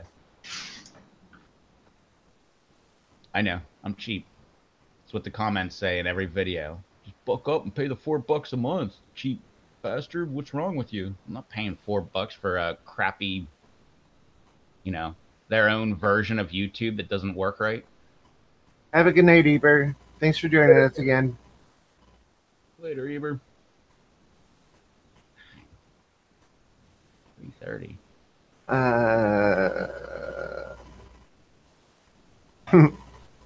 There are two in my town, and yeah, yellow. What was it? Convertible Chevy trucks, usually in yellow. Yeah. I don't know if I'd want to have a convertible truck. Yeah, it was that stupid like hot rod truck that Chevy made like what, like a decade ago. Yeah, SSR. Yeah, I've seen like 4 of them around here. Yeah, I saw a couple yesterday. They still look as ugly as the day. I mean, they're getting close, but not as ugly as the Pontiac Aztec. You know what old Walter White drove on Breaking Bad? The Pontiac Aztec. I know the vehicle, I just can't picture it. That's one ugly vehicle. Well, what about that Nissan Cube? The thing with like the It round. looks like an aquarium. That'd be a perfect project for someone to drive in as an aquarium in the back. Yeah, of course, saltwater aquarium can be cheap You know now. what? Hey, don't forget the Nissan Juke, which is the worst car ever. I mean, built because it's so horrible for crash test. That's another winner. Aztec is the worst. It's pretty damn bad. You know, Breaking Bad, you rocked it with Walter White. Nah, I think I'd take a Subaru Baja over a Aztec. That's not too bad. The Subaru Baja. Yeah, they look okay anyway. Yeah, I agree with Susie. The Ridgeline, that was another one of those. The Ridgeline, the pickup truck, Yeah, that thing's horrible. but it's better than the Aztec. The only thing worse than the Honda Ridgeline is that what is that? That Lincoln pickup truck. Like what? Why do you need a Lincoln as a pickup truck? You know you're never gonna get the bed dirty. That's like for putting your bike in the back to like go to the local park and do a Well, then why medium. do you need a great huge Cadillac Escalade? Well, it depends. Are you talking about the SUV? Are you talking about the pickup truck? The SUV. The SUV, I get. You might have a bunch of kids. You got a bunch of stuff you got to throw in the back. I get that. It's like I don't want to get a minivan, so I get that. But the pickup truck one, no, that's just as dumb. Well, like when I did my road trip the other day, we saw a bunch of Ford Excursions. Okay, the Excursion where Ford screwed up is they released the Excursion a few years too early. You see, people weren't buying a lot of the trucks they were with, didn't give a crap about gas mileage and all that type of stuff. They were caring about it during the Excursion years. That's why they got rid of that thing. But if they would have released it like now or whatever, it would have probably been a hit. But I think they missed the boat on that one. And I could be wrong about this, but I believe they released it in like a V8, V10, and diesel. I know they had a diesel and I know they had the V10. But I'm pretty sure they had a V8 version too. But besides the diesel, the other two really aren't that good on gas. That thing's a beast. That thing's gigantic. I saw one, 2 days ago.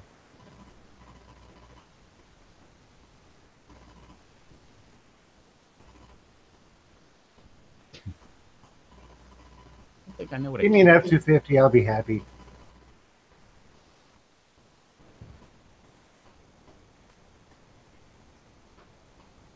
I like the older vehicles. Like once you start getting like computers into the car and everything, and I don't mean the computer under the hood. I mean the computer on the dash that acts as like your radio and all this other stuff. I like the stuff that didn't have that. Just seems like once they added the like home computer to the inside of the vehicle, like prices just jumped like an extra 10 grand.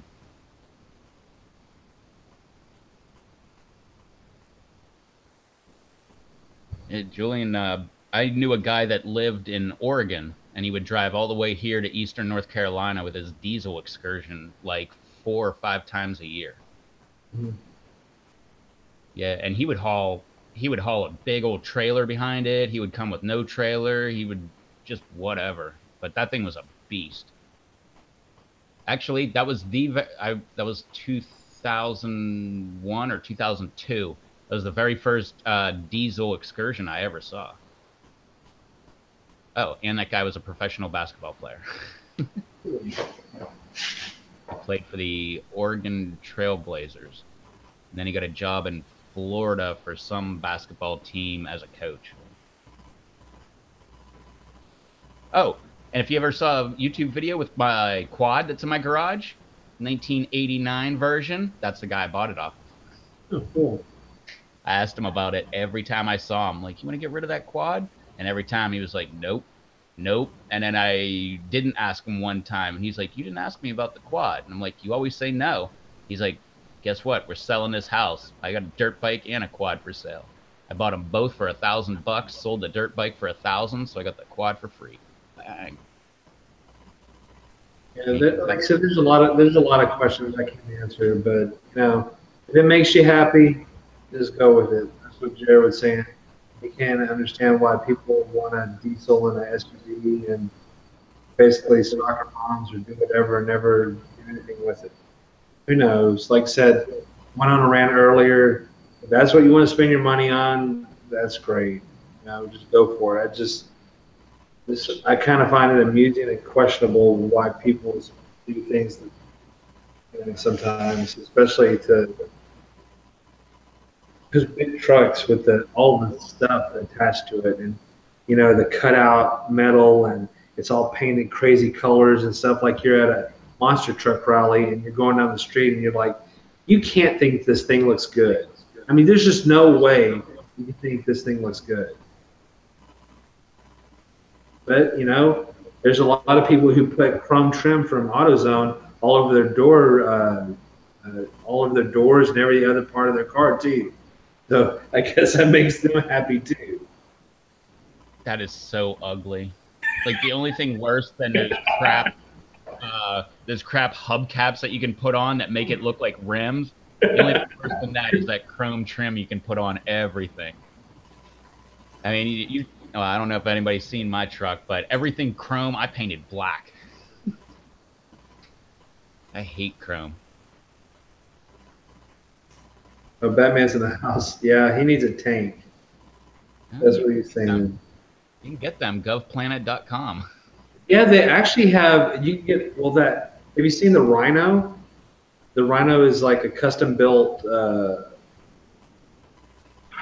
forgot what chassis they use, but it's some kind of crazy thing. It's called a Rhino. I'll have to look it up in a second. But that'd be awesome. Paint it and have like bats all over everything, and there's Batman cruising down the street. You know, he's having a good old time with his gnarly Sasquatch beard. Did you see his picture that he posted? Big old Sasquatch beard, Lord of the Rings, whatever. Type that, man. I totally pictured that myself. Batman getting out of a tank with a cigar in his mouth. And someone saying, sir, you can't park over here. Batman just saying, like, I can park any damn place I want. Didn't you see what I'm driving?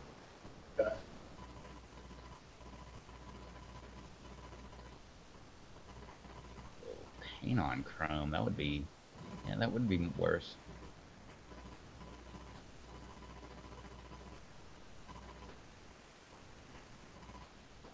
I've seen that BD Beats. The paint that changes color with the temperature. That's pretty cool. I wouldn't get it probably because it's too expensive, but it is neat. Yeah, so it's USSV. That's who makes the Rhinos. And they're like this. So it's kind of tank-ish. That is awesome. I like that thing. So it comes with a 6.7 V8 liter V8 or a 6.8 liter V10. If you want diesel or gasoline. Of course, you know they're $200,000. Yep. All of a sudden, I'm out of the market for one. Yeah, they're pretty neat looking though. Yeah, they are pretty cool looking.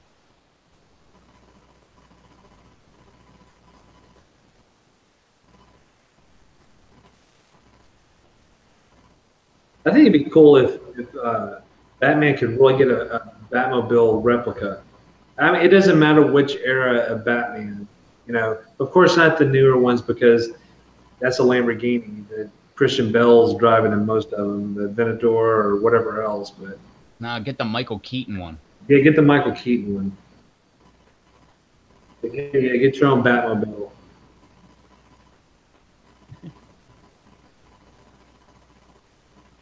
Hey everyone, it's Batman, and today I have with me my beard.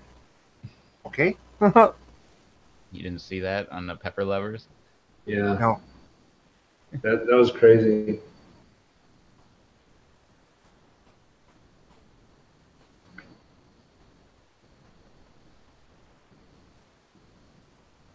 I like watching Batman's videos. Gotcha. I was wondering what the MRAP was. Okay. Now I gotcha.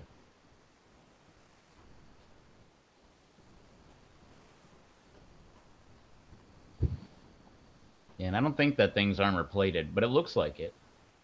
Well, he was saying that the military version is the MRAP, and that's got armor plating. So. Yellow Push today with Bat logo on the doors. I was so tempted to flag him down and take a pic to show you, Batman. That could have been funny. There you go. Jared's got the solution. Just get a little Honda and put Batman or Batmobile fenders on it.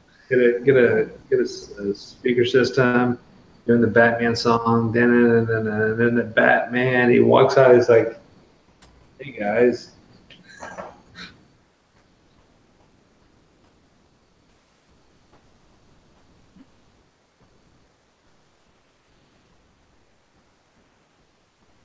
We've been all over the map today. What with subject matter? Yeah. Oh yeah. Well, in the chat, if you want to talk about something, let's talk about something. Just bring it up. Let's see where we go from there. We can Talk about Peppa Pig. Talk about the outrageous cost of bacon. These type of things. They just put the Adam West original up for auction, the car. I've actually seen that one in person. Yeah. Are you bidding on it, Batman? I was never a fan of that car. All the other Batmobiles I liked, but I don't know why I didn't like that one. Susie wants to talk about waffles. You know what sounds really good right now? Chicken and waffles from Roscoe's. I've never had that. Only if I was in California right now. Bacon seeds for everyone.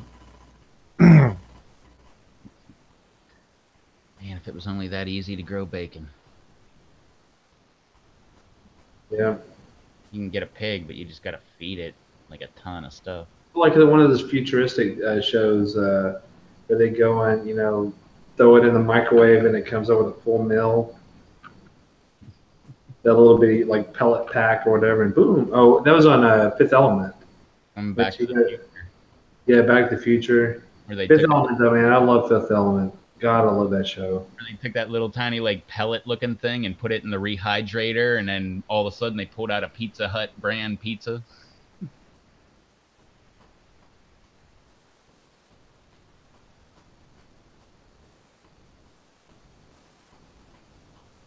Mm.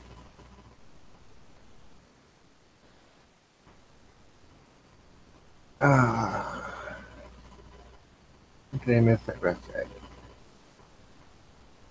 Oh, it's a horse with the Batman symbol. Okay. Yeah, Julian, that was about 30 minutes away from my house. Yeah. How about that awesome dude that stopped that? What a hero. I hadn't heard anything about it. Yep, he waited until the shooter stopped shooting to reload or something and like just charged the guy. He ended up getting like I think he got grazed on his forearm or something like that, but what a great guy, man.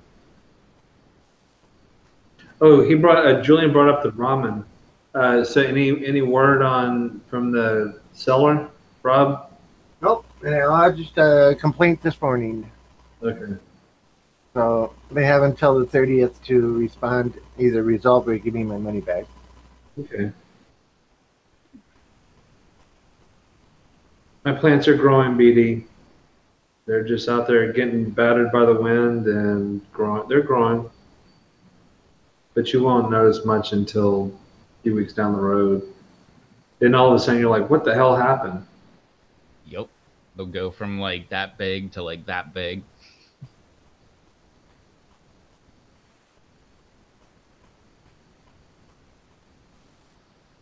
All of my plants are still in the house. It's supposed to get down to like 35 tonight, so that's a little chilly for me yet. Yeah, it's Well, the ground is still frozen. The wind's picking up, it's letting the dog back in, so I guess this is that cool front that's coming through right now.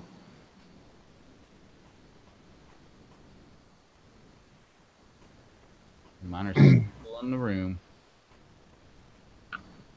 But we've only been having like two different kinds of weather here. Either it's nice and it just storms like crazy, or it's cold.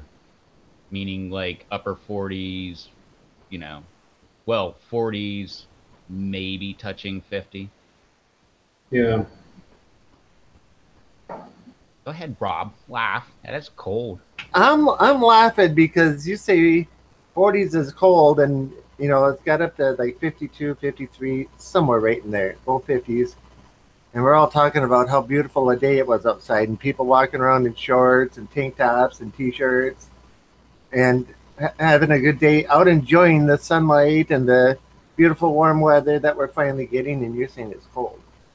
Yeah, that's freezing.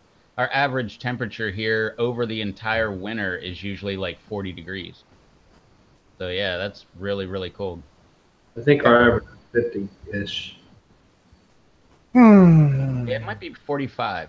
I remember when I saw it, I was like, wait a minute, really that high? But it also like has like the lows down to like, you know, 30, 25, something like that. Yeah. That's rare. Like I said, I'm hoping to have all mine out this weekend. I'll have all of them out that I'm going to grow. And then I'm going to work on spacing and then get my drip line going. So, doing that. So that's my plan. So that's one last thing I have to do is water or do anything like that.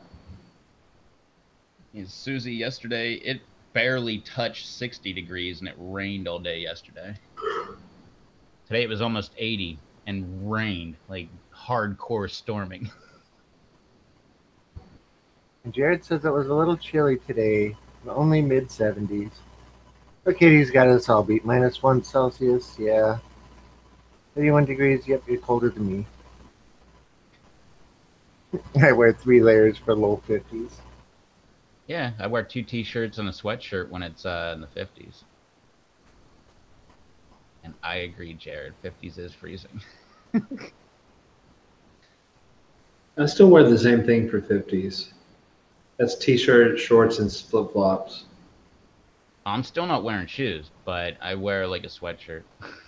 Yeah, I may grab a light hoodie, one of those real thin ones. But we'll see. Well, it just depends.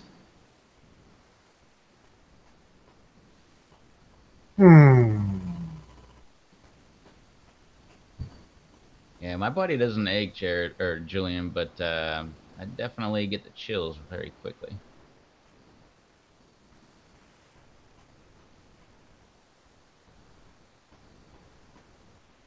Well, I hope this winter is finally done. Better be, it's almost May. I know. I do the same thing, Rob. Like, it was snowing and I was still wearing flip flops. Yeah. Although I had jeans on, but actually the only time this winter I wore shoes was the day it snowed and the whole town shut down and I went out riding the quad. And that's only because I knew I was just going to be riding the quad up and down the street, because the cops can't catch you. Yeah. I don't think they can. Now let's follow your tracks back to your house. Oh no, that circle through my neighbor's yard first. Right up by Yeah, the garage. there was a guy here that robbed the town thumb store, got on a snowmobile, and drove it 2.5 miles to his house. And they walked and followed his track all the way to his house. Oh yeah, well that's an idiot. That's what I would Yeah, do if I was a cop. but still, even if you drive through the neighbor's yards, they can still follow the tracks. Very nice, Susie. Yes, we found out earlier we were talking about before the show that sleep is good. So make sure you get sleep. Yeah, if you're wondering what we're talking about, check out Joe Rogan's podcast from today with whatever sleep expert he had on there. Interesting stuff. But later on, Susie, enjoy that sleep.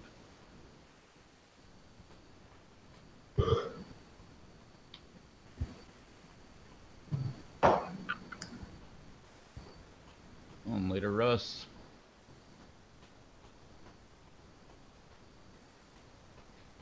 Later, Russ. You kind of got to be stupid to rob a place in general but then hop on a snowmobile and ride it back to your house. It just sounds like such a dumb idea. Well, they say criminals aren't the smartest. Very Must true. all of them get caught. Yeah, I guess for the ones that don't get caught, then they're either lucky or pretty smart. Right.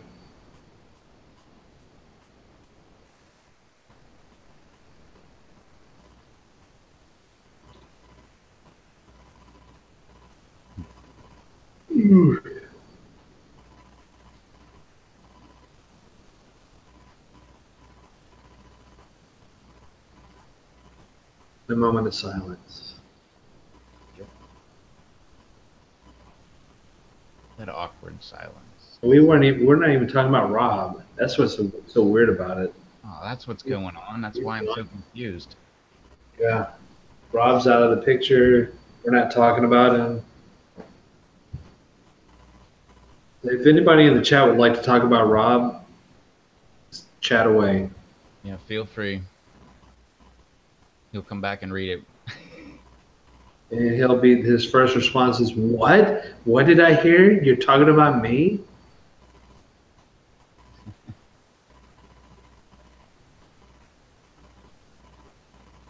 And out of all those vehicles we were talking about, yeah, I had an 86 cargo van. One of the worst vehicles ever.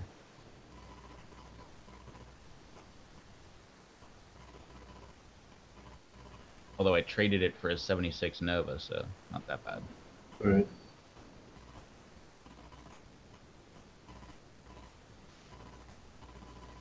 I wish he was, Eric.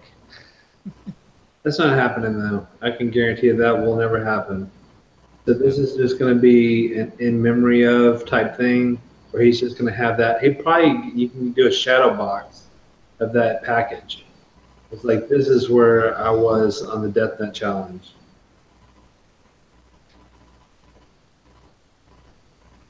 But also, that should not discourage you from asking him to do Windows Yes. 4. So when he comes back, ask him, would you like to do window number 4 and 5? Or at least one from 4. Maybe not 5, but one from 4. I'd say do 5.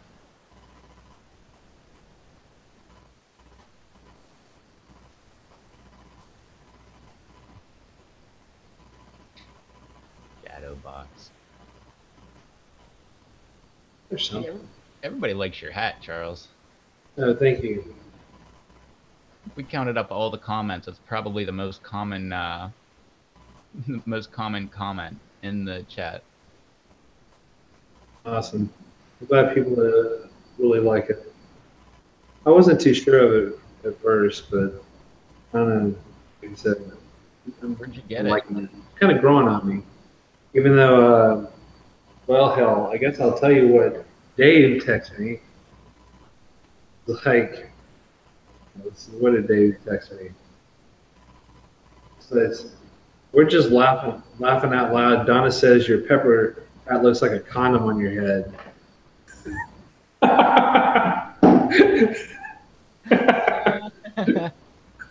Wait, is he making reference to the Peter Pepper remark again? Could be. Just think if they had a Peter Pepper edition hat, and not just like a I'd be wearing that one. jalapeno or Fresno or whatever the hell they made this pepper hat out of, to model it after. I like Eric's comment. What if you cut a nut in half and then wrap that nut in cheese? I don't know. Let's ask him when he gets back. That's good. Yeah, when he gets back, let's see if that'll work. I'm pretty sure he'd say yeah to that. Yeah, I'm pretty sure the answer's gonna be no. Yeah, I'm pretty sure. Oh, harvest depends. I mean, hell, man, they're out there all the damn time. I mean, a harvest is, to me, is one pepper. You can harvest one pepper, so as long as you're picking a pepper, that's a harvest, really. It doesn't have to be many. Hell, I can't. I just started taking pictures last year. I did probably the first 15, 20, 30. I don't know how many it was, and then I just stopped taking pictures because it just. I don't know why I did that, but I just stopped doing it. Like, everybody got familiar with my cutting board on my kitchen counter. That's what Kyle from Hawaii was saying. Oh, the famous cutting board. Hey Rob, Eric wants to know if you'll take one of the death nuts, cut it in half, and wrap it in cheese and then eat it. So that's the answer we thought he was going to give us. What if you wrapped it in 2 pieces of cheese? And some ice cream. What about 3 pieces of cheese? And nope, I'm not going to eat it. Exactly, Jared. Do it like I do when I give my dog a pill. It's in a big hunk of cheese. Exactly. Yeah, that's what I do. For a non-chewable pill, definitely for dogs. That works wonders.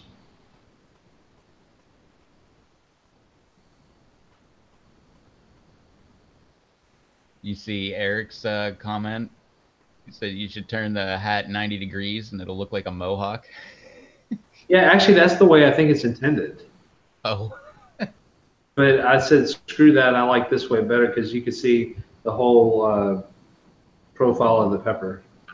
I don't like, I mean, the other looks.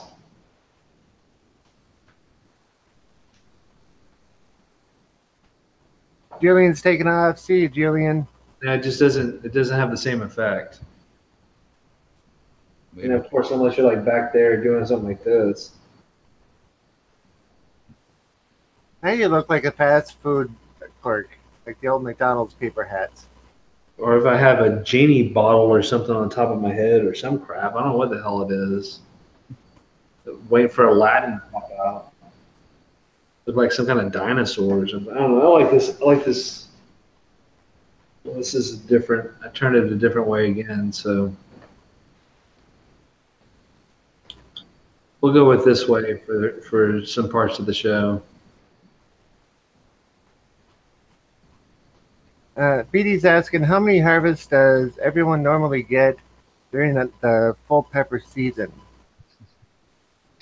Looks like a rooster. Yeah, it could be.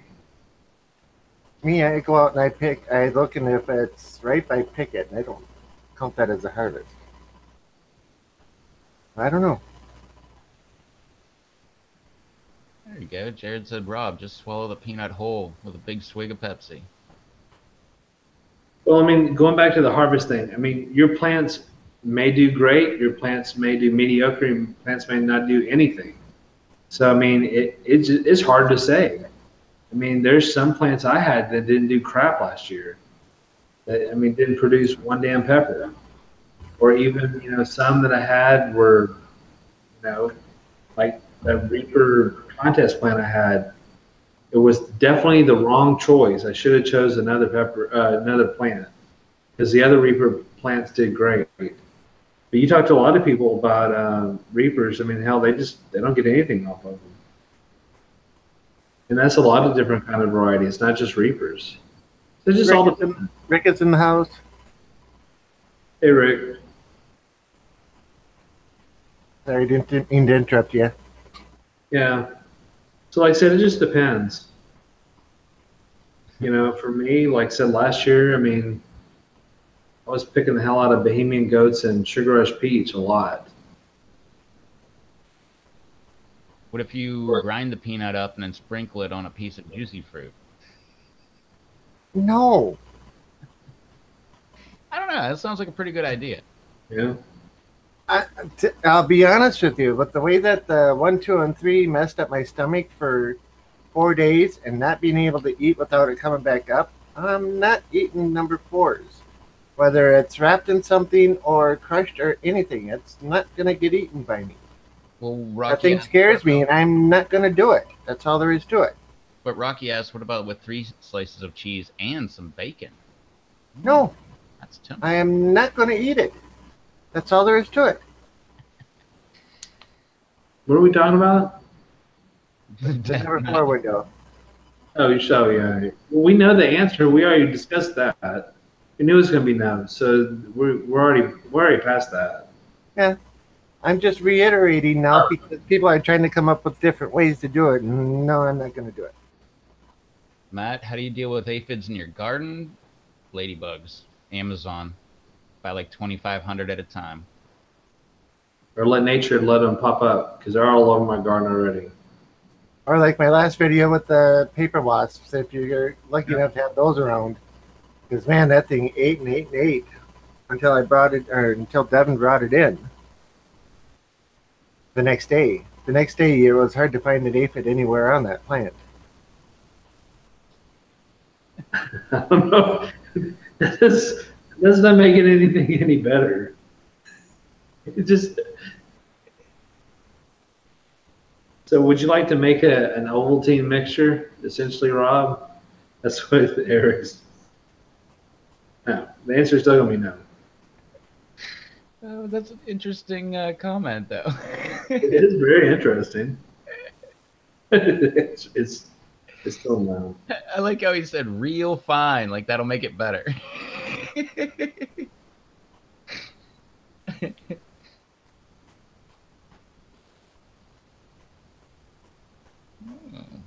Jared, I'm still going with no. Reminds me of the end of Dumb and Dumber. So you're saying there's a chance? Wait, was that the end?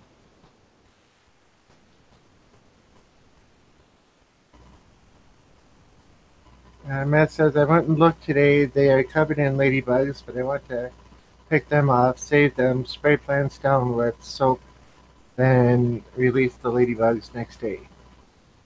I've never had good luck with the soap and versus aphid thing. I've tried it. I think there was one with hot sauce and soap and water, and then there was one with milk and soap and water, and then there was one with milk and water, and every concoction I've ever heard of, nothing ever got rid of the aphids. It made sense in theory because they're a soft-bodied insect, so you would think the soap would dry out their skin and kill them, but I've never had it actually work. The only thing that ever helped for me was a ton of ladybugs. Get a pile of them, put them all, as much as you can on all your plants, and they're gone in a week. As in, the ladybugs are gone in a week. Usually the aphids are too, but...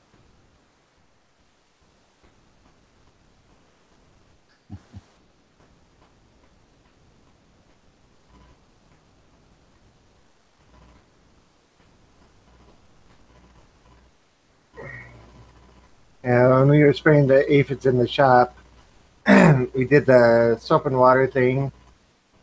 It was like every other day or every third day for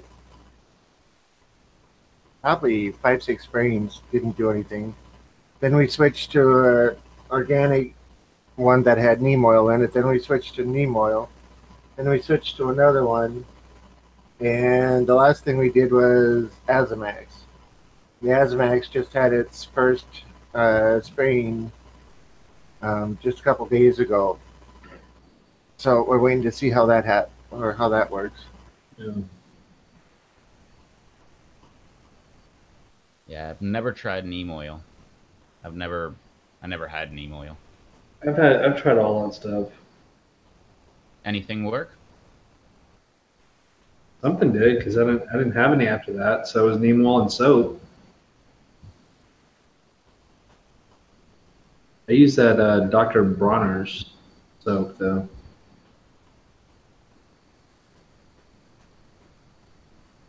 But Kane, he swears by that. Making a chili infused, like boiling or whatever the chili or whatever, lemongrass, chili powder, soap, water, and make that and then spray on them. Because that's what Kane said that he used. He makes this chili slurry, in a sense.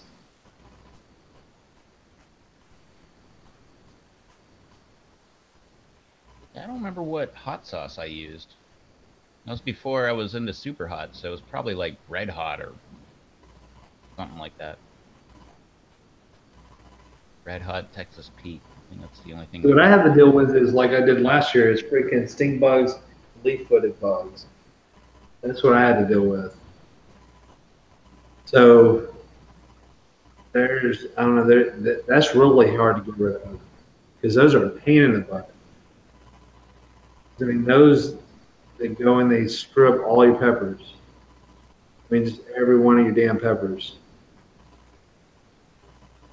And Jared, when well, I didn't use neem, but I did the dish soap and all the things I said, but they were way infested when I did that. I mean, it looked like JT's garden. But I got a pile of ladybugs, and next thing I know, the ladybugs were gone, and so were the aphids.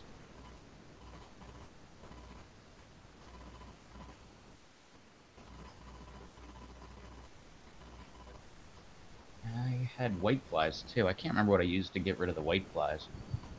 Oh wait, no, I didn't get rid of them. I think I bought Carcia formosa, and I never saw one ever hatch. Is that whiteflies hydrogen peroxide and water? Spray the soil down so that the eggs don't hatch? I think that's fungus gnats, isn't it? It might be. Or no, whichever one that we were going after. Just one application of that on all the plants and they were gone.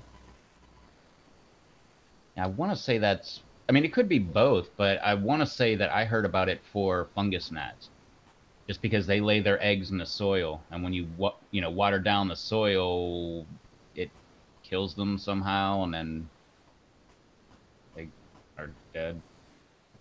I don't remember.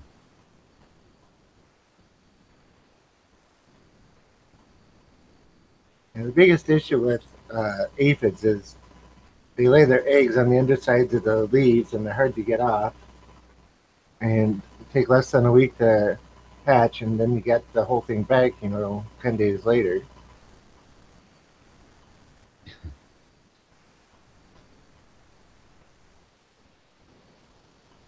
Charles Matt wants to know: do you use Sugar Rush Peach for anything? If all of his take, he'll have plenty to send to you. I do for salsas. Yeah, they're an awesome pepper. Not only that, but all you need is one plant, and they will put off tons and tons and tons of pods. I've done that too, Matt. I've got Captain Jack's dead bug stuff as well.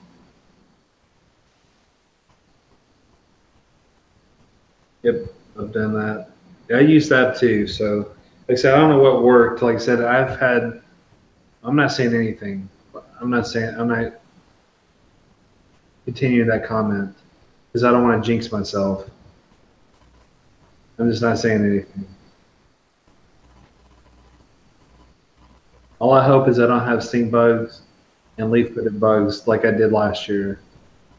So where I have to throw away 1,000 peppers. That's all I got to say about that because I was throwing bags and bags away. I mean, you can still use them, I guess. I just don't want to. I just don't want to use them with all the holes and crap they dug in, and it looked like warts or suns. I don't know what kind of weird thing that they go and they go and puncture and stuff with it. Um, that was my main culprit last year. Just those were the things that destroyed a lot of my peppers. I say this only as a joke. You could have opened them up and saved the seeds. Yeah, and I'm just not a big. I just don't save a lot of seeds. I mean, that's just something that I don't. I mean, I do occasionally. I do on a lot of things, but that's just something I don't want to get into. It just constantly. I mean, I want enough to continue for whatever, but I don't want to save a bunch of seeds. It's just I don't want to deal with all that. That's just not my area I want to deal with.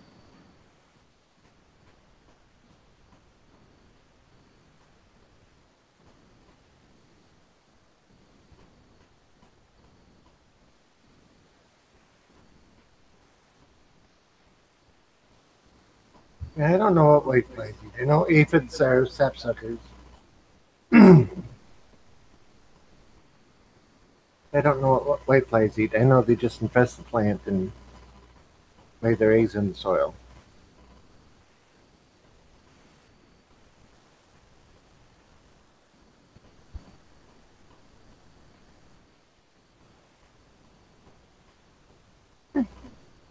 Other apps says I always save seeds.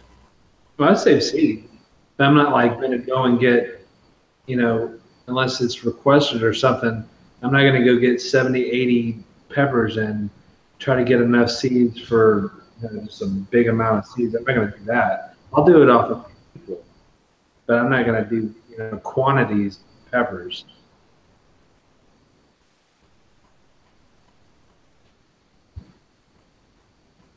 Yeah, if a bug ate a hole in one, I wouldn't eat it myself, nor would I expect anybody else to eat it.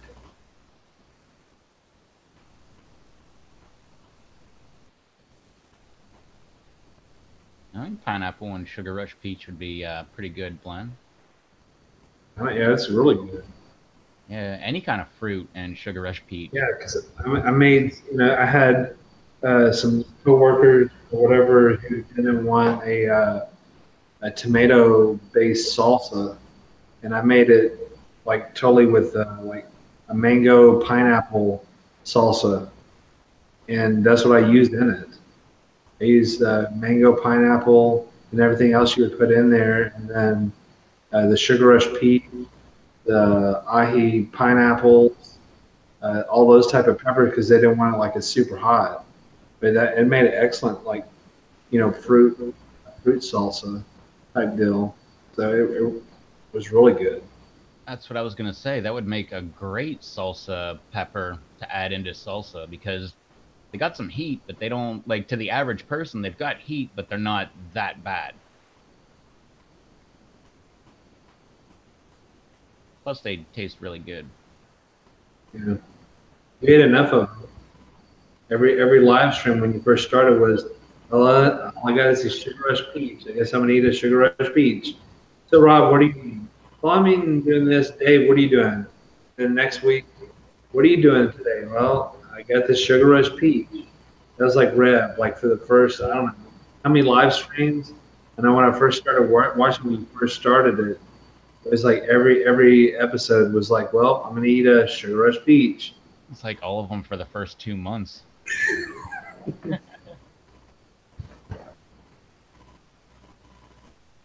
till that what was it? King Naga came up. Yeah, that one didn't fare so well. It wasn't that bad, but that's only me looking back on it.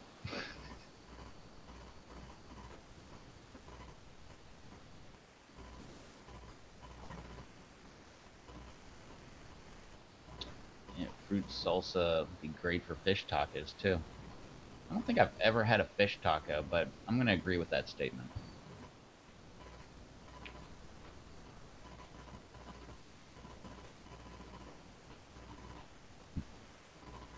Yeah, I'm pretty good about saving my pepper seeds too, Jared, but tomato seeds? Nah, I suck.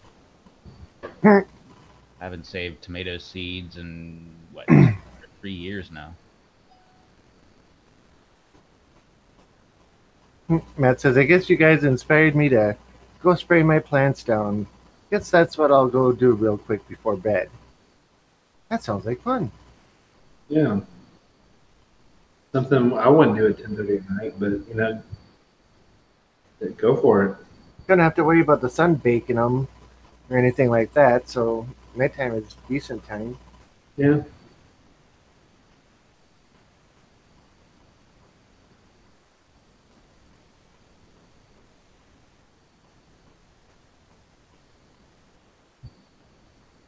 Yeah, but what's the thing about spraying them down after dark?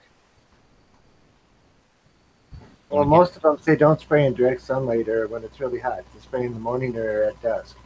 yeah. Yeah, but that'll like in direct sun it'll burn them, but at night don't you get like mildew or something like that? I don't know. It just says don't do it in direct sunlight when it's too hot out. It might be that the light comes down and refracts and could burn the leaves or something like that. Yeah, and not only that, but if it was natural rainfall, there would be clouds out to block out the sun. But that always blew my mind. Like, why wouldn't you water them down at night? Because it rains at night, so that seems pretty natural. Don't know.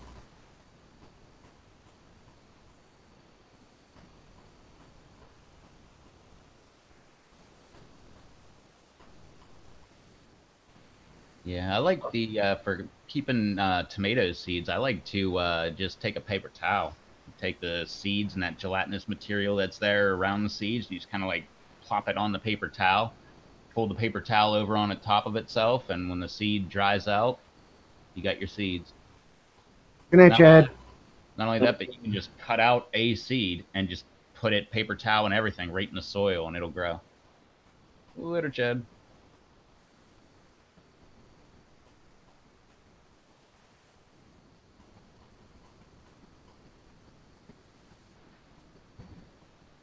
I've never once grown a tomato plant. I'm gonna start something soon. Yeah, the indigo rose are really good tomatoes. They kind of taste Like a tomato. no, they don't taste like a tomato at all. They taste like a peach and something else like we're crossed together. They have very low acidity and do not try them until they're fully ripe because they taste like garbage until they're fully ripe. But every once in a while, you'll find them at your local box store. I never bought them at the box store, but I saw them there, I think at least 2 out of like the last 5 years.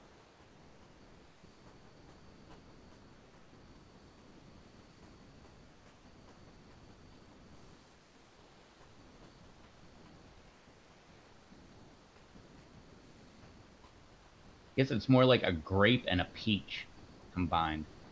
Hmm. They're really weird. They don't remind me of a tomato at all.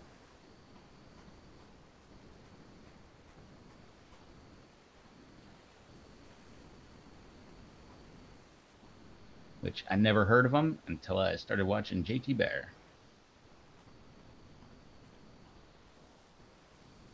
I'm surprised he didn't get on here tonight. What's that? I'm surprised he's not in the audience. He's not feeling well, and he's probably doing Twitch research. I forgot about the not feeling well part. I forgot to leave a comment saying like, eat a bunch of hot stuff.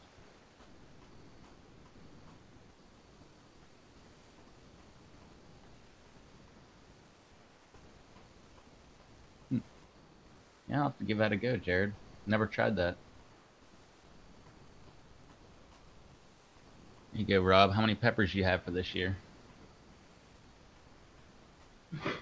Rough guess. Well, I've got 14 ahi lemon drops. The sweet twisted, I've got at least 8 of those. Of the 48 cups that you guys helped me pick out the seeds to plant, 31 of them have come up with sprouts that are over 2 inches tall and 2 to 4 per cup. So I don't know. So mid 60s minimum. Well, yeah, it's going to probably be closer to 100. Bernie says you got to grow tomatoes, my friend. It's a staple. Rob, you don't eat tomatoes, do you? Nope, I don't eat tomatoes. I'm highly allergic to them. That's why I don't grow tomatoes. I don't eat tomatoes, usually the ones I grow because the birds eat them.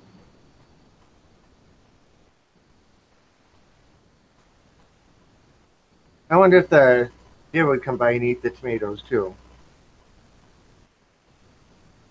They come by and eat my peppers. They eat my pak choy and eat my lettuce.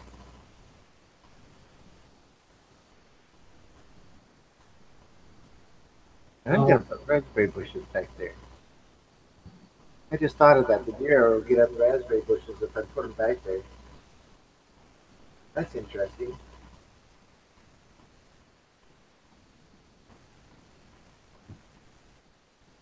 Eric says, this is my first year not growing tomatoes and American cucumbers. Thanks for that, PLC. Well, you can always grow some. I tried growing cucumbers too. They'd get up to the point where they'd be just about perfect, right to pick them, later that day or the early next morning. Come by later and, oh, they're gone. Or there's just the end by the stem because the deer came by and ate them.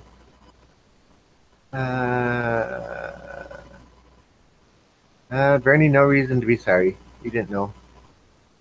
It's quite all right. I can't eat strawberries either if that's any kind of consolation. I know it's not, but hey, now you know. All right, let's see. I've grown watermelon back there to where the watermelon was all the way out into the yard and maybe half a dozen on there. And every time they came close to being about halfway ripe, the deer would come by and it looked like they would take and stomp on it and then eat it. So I'd find pieces of the watermelon rind where the watermelon used to be, and maybe a piece on the stem. I quit growing watermelons and cucumbers. Jared said chickens ate about 80% of his tomatoes. Wow. That's why I grow 20 or more plants. But that makes sense if they ate 80% of them and you got 20 plants, then at least you'll get a couple out of it. No strawberries? Yep, no strawberries for me. I haven't tasted a strawberry since the 80s.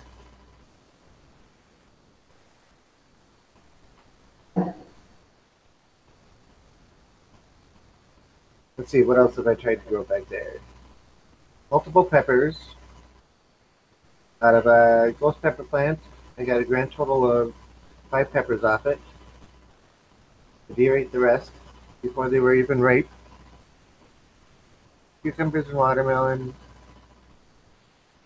And, oh, sunflower seeds. Something came by, and as the sunflowers, after the heads dried and the seeds started to dry, something came by and knocked the head off and ate every seed off it. Yeah. Eric's saying, so once you see a female cucumber flower is pollinated and the cuc is grown in place, put it in a 2-liter bottle and let it grow. That's an interesting idea. Thank you, Eric. You're going to make Rob Z grow cucumbers again. Possibly, but that makes a whole lot of sense because it's inside and it's protected from the deer or gophers or something like that getting at them. And just cut the bottle apart to get the cucumber out when it's time. God knows we know he has enough Pepsi bottles. Yeah. Yeah. Because you do that self-watering bottle for your garden too, correct? Yeah. Okay.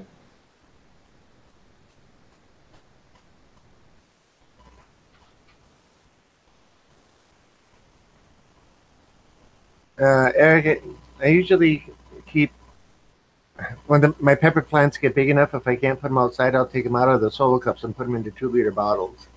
I usually keep 50 to 75 empty bottles on hand all the time, just in case I need to do that. So, not an issue having a bunch of bottles. And this Quite year, a few.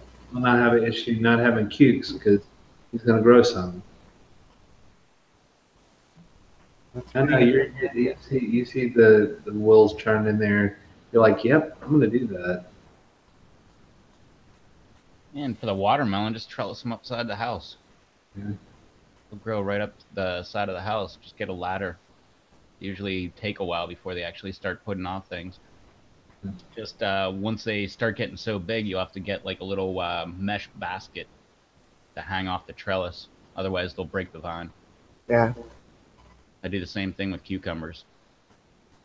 One year I had it in my aquaponic garden. It came out of one bed, went all the way down the hot tub, around the side, and went all the way up the center beam. And I only had one cantaloupe.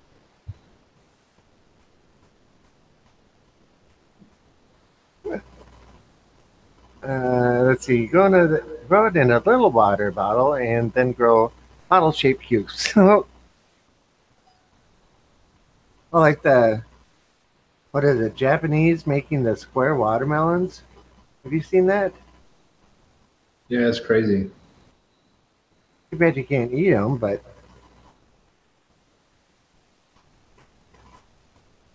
they get like $1,000 a pop for those things as an ornament. They say something changes in them when they grow like that, and you can't eat them anymore. Hmm. You can also put rocks around the bottle to deter them from messing with it. I would imagine so. Rob Bottle Todd. Oh, here we go with the names again.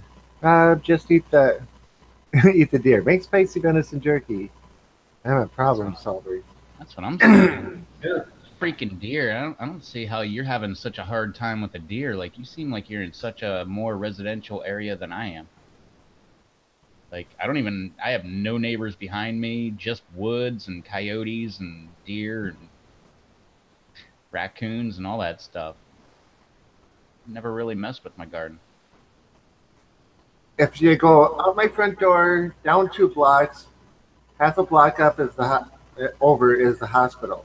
Up behind the hospital is a huge hill, and it's nothing but uh, tree lines and forest areas. And that whole hill, all the way down, all along town, is like that because the hill is too steep to build on. So the deer hang out in there, and during the evening hours, they come down into town and raid people's gardens because it's easy food. And you can't shoot them in town. And I've counted herds as large as 23. You can shoot them in town. It's called a crossbow. But yeah, that's still quite a ways. I mean, I have deer in my backyard almost every single night. That's why I was saying that. Like, I see them every single night in my backyard, and they usually don't mess with my garden. Yep, they'll walk right up to my back deck. Oh The other yeah, day when it snowed, there were fresh tracks. You could see them come in between the houses over there, go back by the garden. Then they circled around up by my deck, went across into the neighbor's yard, and went out the back of the neighbor's yard around the fence into the next neighbor's yard. They have their own little path that they go for eating. yeah. You know, it's really good to deter some of that. Having a pit bull. Yeah, I believe it. That's one thing that'll scare the deer out of my yard, like real quick. I had a problem with possums and bottles worked. There were claw and teeth marks. Paula's in the house. Hey peeps, there's not enough hours in the day. Nope, there aren't. My dogs would kill the deer laughing out loud. I've never once seen one in my yard, but had to save the neighbor's goat one time that got through the fence somehow. Oops. Almost missed Arrow Garden update again. It's uploading now. Cool. I don't know if my pit bull would try to kill a deer. She would try to play with the deer, but that would definitely scare the deer off, though. I like watching the dogs that hunt pigs, feral pigs. I always find that fascinating. Chase them around them and pin them down, wait for their owners to come up and get them. Oh yeah, there's those ones. There's ones that chase down mountain lions. I was actually supposed to go mountain lion hunting with my dad in Idaho, I think it was. And yeah, they just release the dogs. The dogs go out. They pick up the tracks. They follow them until they find the mountain lion. The mountain lion climbs a tree, and then you come by and shoot it out of the tree. But it's oh yeah, and then everybody get freaks out because you shoot it out of a tree. But this is also an area where it's practically unlimited. You can shoot as many as you want because there's so many, and it's areas are farmland, and every night you'd have a farmer getting like a goat or a sheep taken out or multiples. Or like in California, that lady that had like 17 llamas taken out in one night because of a mountain lion. She got permission to kill it. Everybody freaked out, and she got death threats. What the heck? Doesn't make any sense. Didn't you hear the first part? They killed 17 llamas in one night. Like, this lady makes her money off of llamas. Yeah, if you had a mechanic's garage or a garage and somebody came in and smashed 17 of your machines and you wanted to have them arrested, would they throw a protest up for um, trying to arrest the guy for damaging your machines? No. This day and age, I guarantee somebody would. Yeah, there'd be some freaking new hashtag on Twitter, and it has some new Facebook, group and all that crap.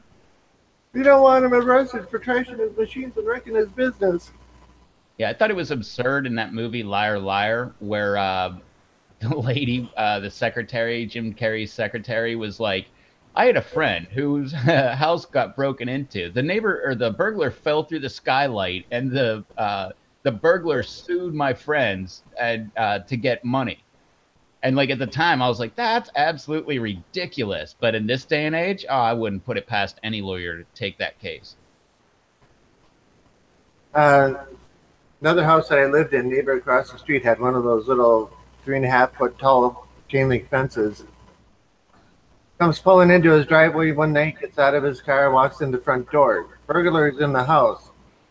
Burglar takes off out the back door, goes to run and do a sprinting jump over the fence. Didn't get high enough. One of the links caught his pant leg, tore his jeans, ripped into his leg, and he needed like 60 stitches. He sued the house owner for it and won. So wrong. That's ridiculous. It didn't matter that he broke into the house, was stealing from the house, messed up all the stuff in the house, and was trying to run to get away. And he's lucky the guy didn't see him right away. Otherwise, he probably would have shot him. But that's beside the point. Sounds like a pretty good dog, Jared. Half pit bull and half English bull terrier. I like both of them.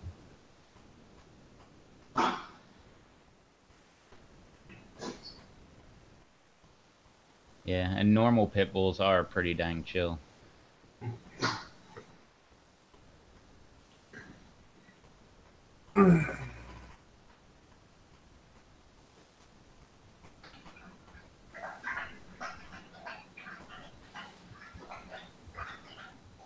He is super sweet with people, though. Yeah, till you tick him off, right? Or you're a little critter that he's loved to eat. But then again, that's not people, so that doesn't count. So, all right, I'll leave it alone. Yeah, mine's super sweet with people, too. And other dogs. Until there's food involved. Right. Then it's her food.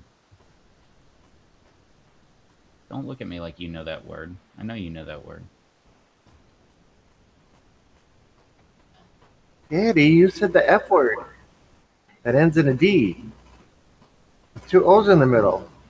No, there's a U in the middle. But you're not talking about Elmer Fudd. F-U-D, food. Don't you remember FUD that Far spells Side? fun. Don't you remember that Far Side cartoon from a long time ago where it was the dog trying to trap the cat in the dryer?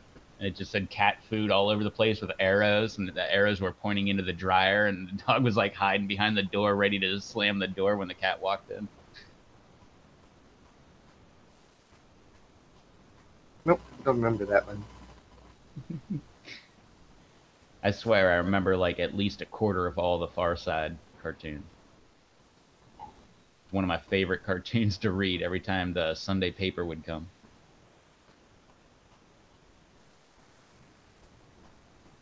I don't often see a Sunday paper. I haven't seen a Sunday paper since the... No, I probably saw one. I know my parents have a paper the day after 9/11, but I don't think I've actually seen a Sunday paper since like the mid-90s or something. Rick, my anything ahi that I didn't grow already. So jabito, lemon drop, mango, all those.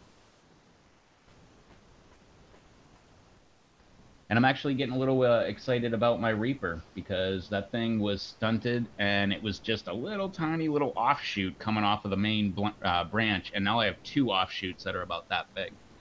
So something might actually happen with those this year. Might.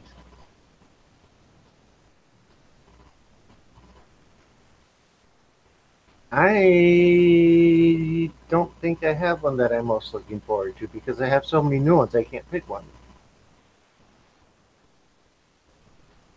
I just want my lemon drops back up and growing. I know, shut up about the lemon drops. So Jared says, Rob, honestly, my dog is one of the sweetest, gentlest dogs with people. He's just a jerk to other animals. I believe you, Jared. 100%. My dog seems like it's a jerk to other animals, but that's because she's stuck like on the deck or in the fence and she can't get to the other animals, which I believe she wants to play with. But everybody else just hears barking and with the thing that she does. She likes to bark and like sit there and like get her all like, make herself look all big and tall, and then she'll like scratch at the ground like she's trying to get at them even better. And it's pretty funny. But the neighbor lady's always like concerned about her cat. But I'm pretty sure my dog would just chase the cat, and as soon as it would stop, my dog would stop and sniff it.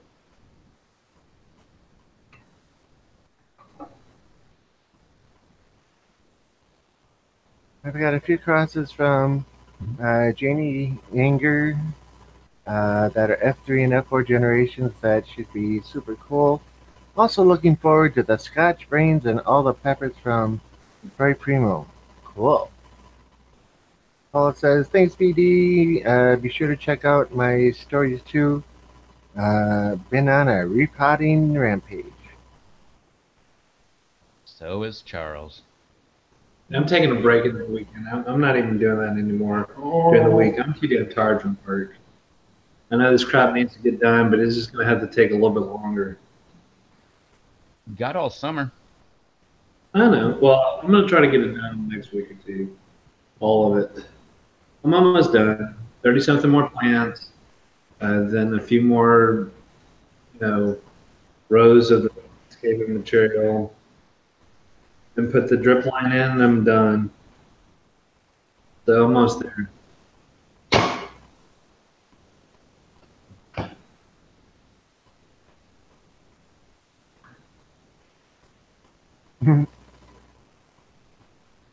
Edie says, Paula, I always do. They are great.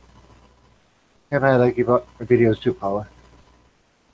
But He's talking about the Instagram stories. what? BD's talking about the Instagram stories. Okay, I'm mistaken then. I haven't been able to check them out, Paula, because I got I don't want to say locked out of my Instagram account, but they made me sign in, and I have no clue what my password is, so I'm still without Instagram for right now. But I still have it.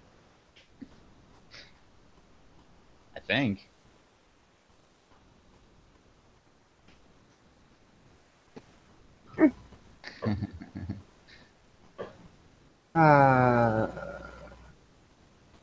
But I think we should close this up because I'm so tired right now. I'm starting to fall asleep sitting here. Were that boring? No, I just had that rough of a night last night and then work all day today and everything else and then here. I'm just messing with you. Hell, I'm tired too, man. I'm always tired. Yeah, I only got like 4 hours of sleep last night. But you need at least 7 to 9. Yeah, I heard that somewhere today. Oh, yeah. Almost everything is new to me this year. I've been growing only 2 types for the last few years. Have about 25 new varieties this year. Oh, expanding.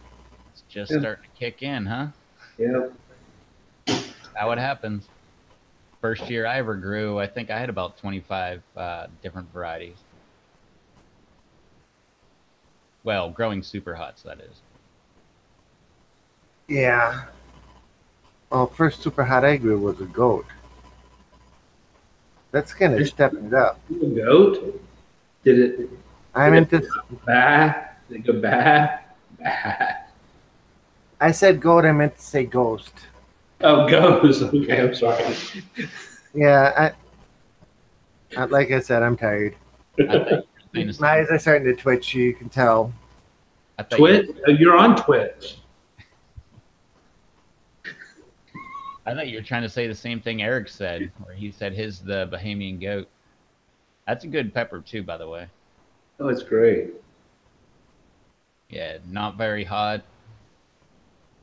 Pretty prolific, right? I don't think I've ever grown a Bahamian goat. They are very prolific, especially when they get towards the end of the season. I pulled like 30 at a time, 35 at a time off of it, and then come back 3, 4 days later and do it again. Yeah, mine last year was 189 each plant. I had two plants, so I had almost 380 peppers for two plants.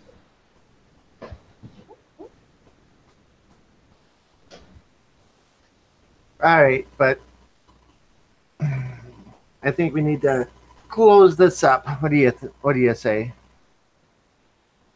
Sounds great. If you listen very closely, my dog's having puppy dreams. I wish this one was. This one's acting like a moron. Jared says, "Is the Bohemian goat considered a super hot?" No. Nah, I think it's like, isn't it like 300, 400,000? Between 3 and 6. Yeah, it's like two. Usually between 3 and 5, but can get up to 6. Yeah, so more than a habanero, but not even half a ghost. In that good range. That's the Charles range where he really likes. It's in the hot range, yeah. From the upper mild into the hot range.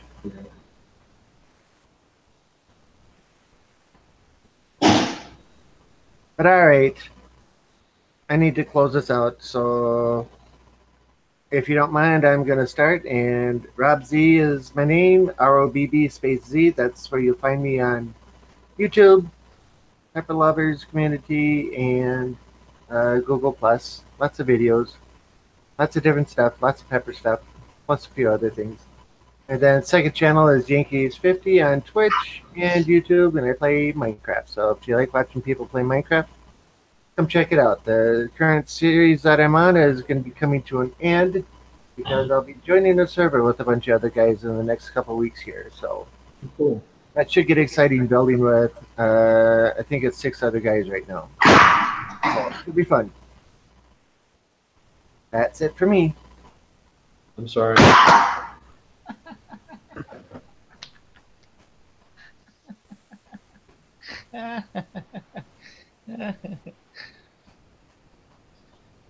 Sounds like a party going on over there, Charles.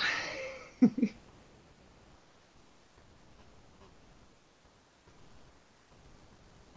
knows how to piss her off. So, she's sleeping on the couch, and what is he doing? Like a cat. Just pissing her off. So, anyway, I'm Charles Space P on YouTube, Google Plus. You can check me out here. Check out some of my updates when I put them up on YouTube. I won't be here Friday, I don't think. I may be here later Friday. We'll have to see how Friday pans out. Yeah, checking me out on PLC Marketplace. I have a couple sauces still available. So if you're interested, just message me on Hangouts. I'll get back with you. I have the Strawberry Fury and Orange Bucking Baja still available. Very few of the strawberry, though. A couple bottles, so it's very low on that. And I think that about it. Which both of those go together real nice.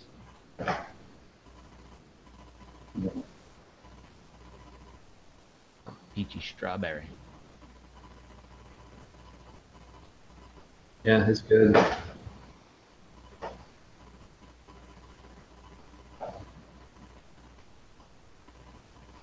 And of course, I'm me. You're on my channel, so you already know where to find me. I'm all over the place. Same name, same station, all that stuff. So check it out. Be back, what, Friday, maybe, possibly. I don't know. Probably. But I don't know. That's it. I don't have an outro. I don't need an outro. It's my channel, so you You already found me. came, we were here, we were live, you watched it, you liked it, or whatever that is. I always like that one. It is good on chicken, Eric. Both of them. Especially if you use Blumberg Super Hot Mix. Very good. Yeah, that was yeah, there you go. There's my outro. We were here. We were live. You guys were here. You saw it. Now we're not live. So see y'all later. Don't forget to hit the like button. See you later. Bye. Later.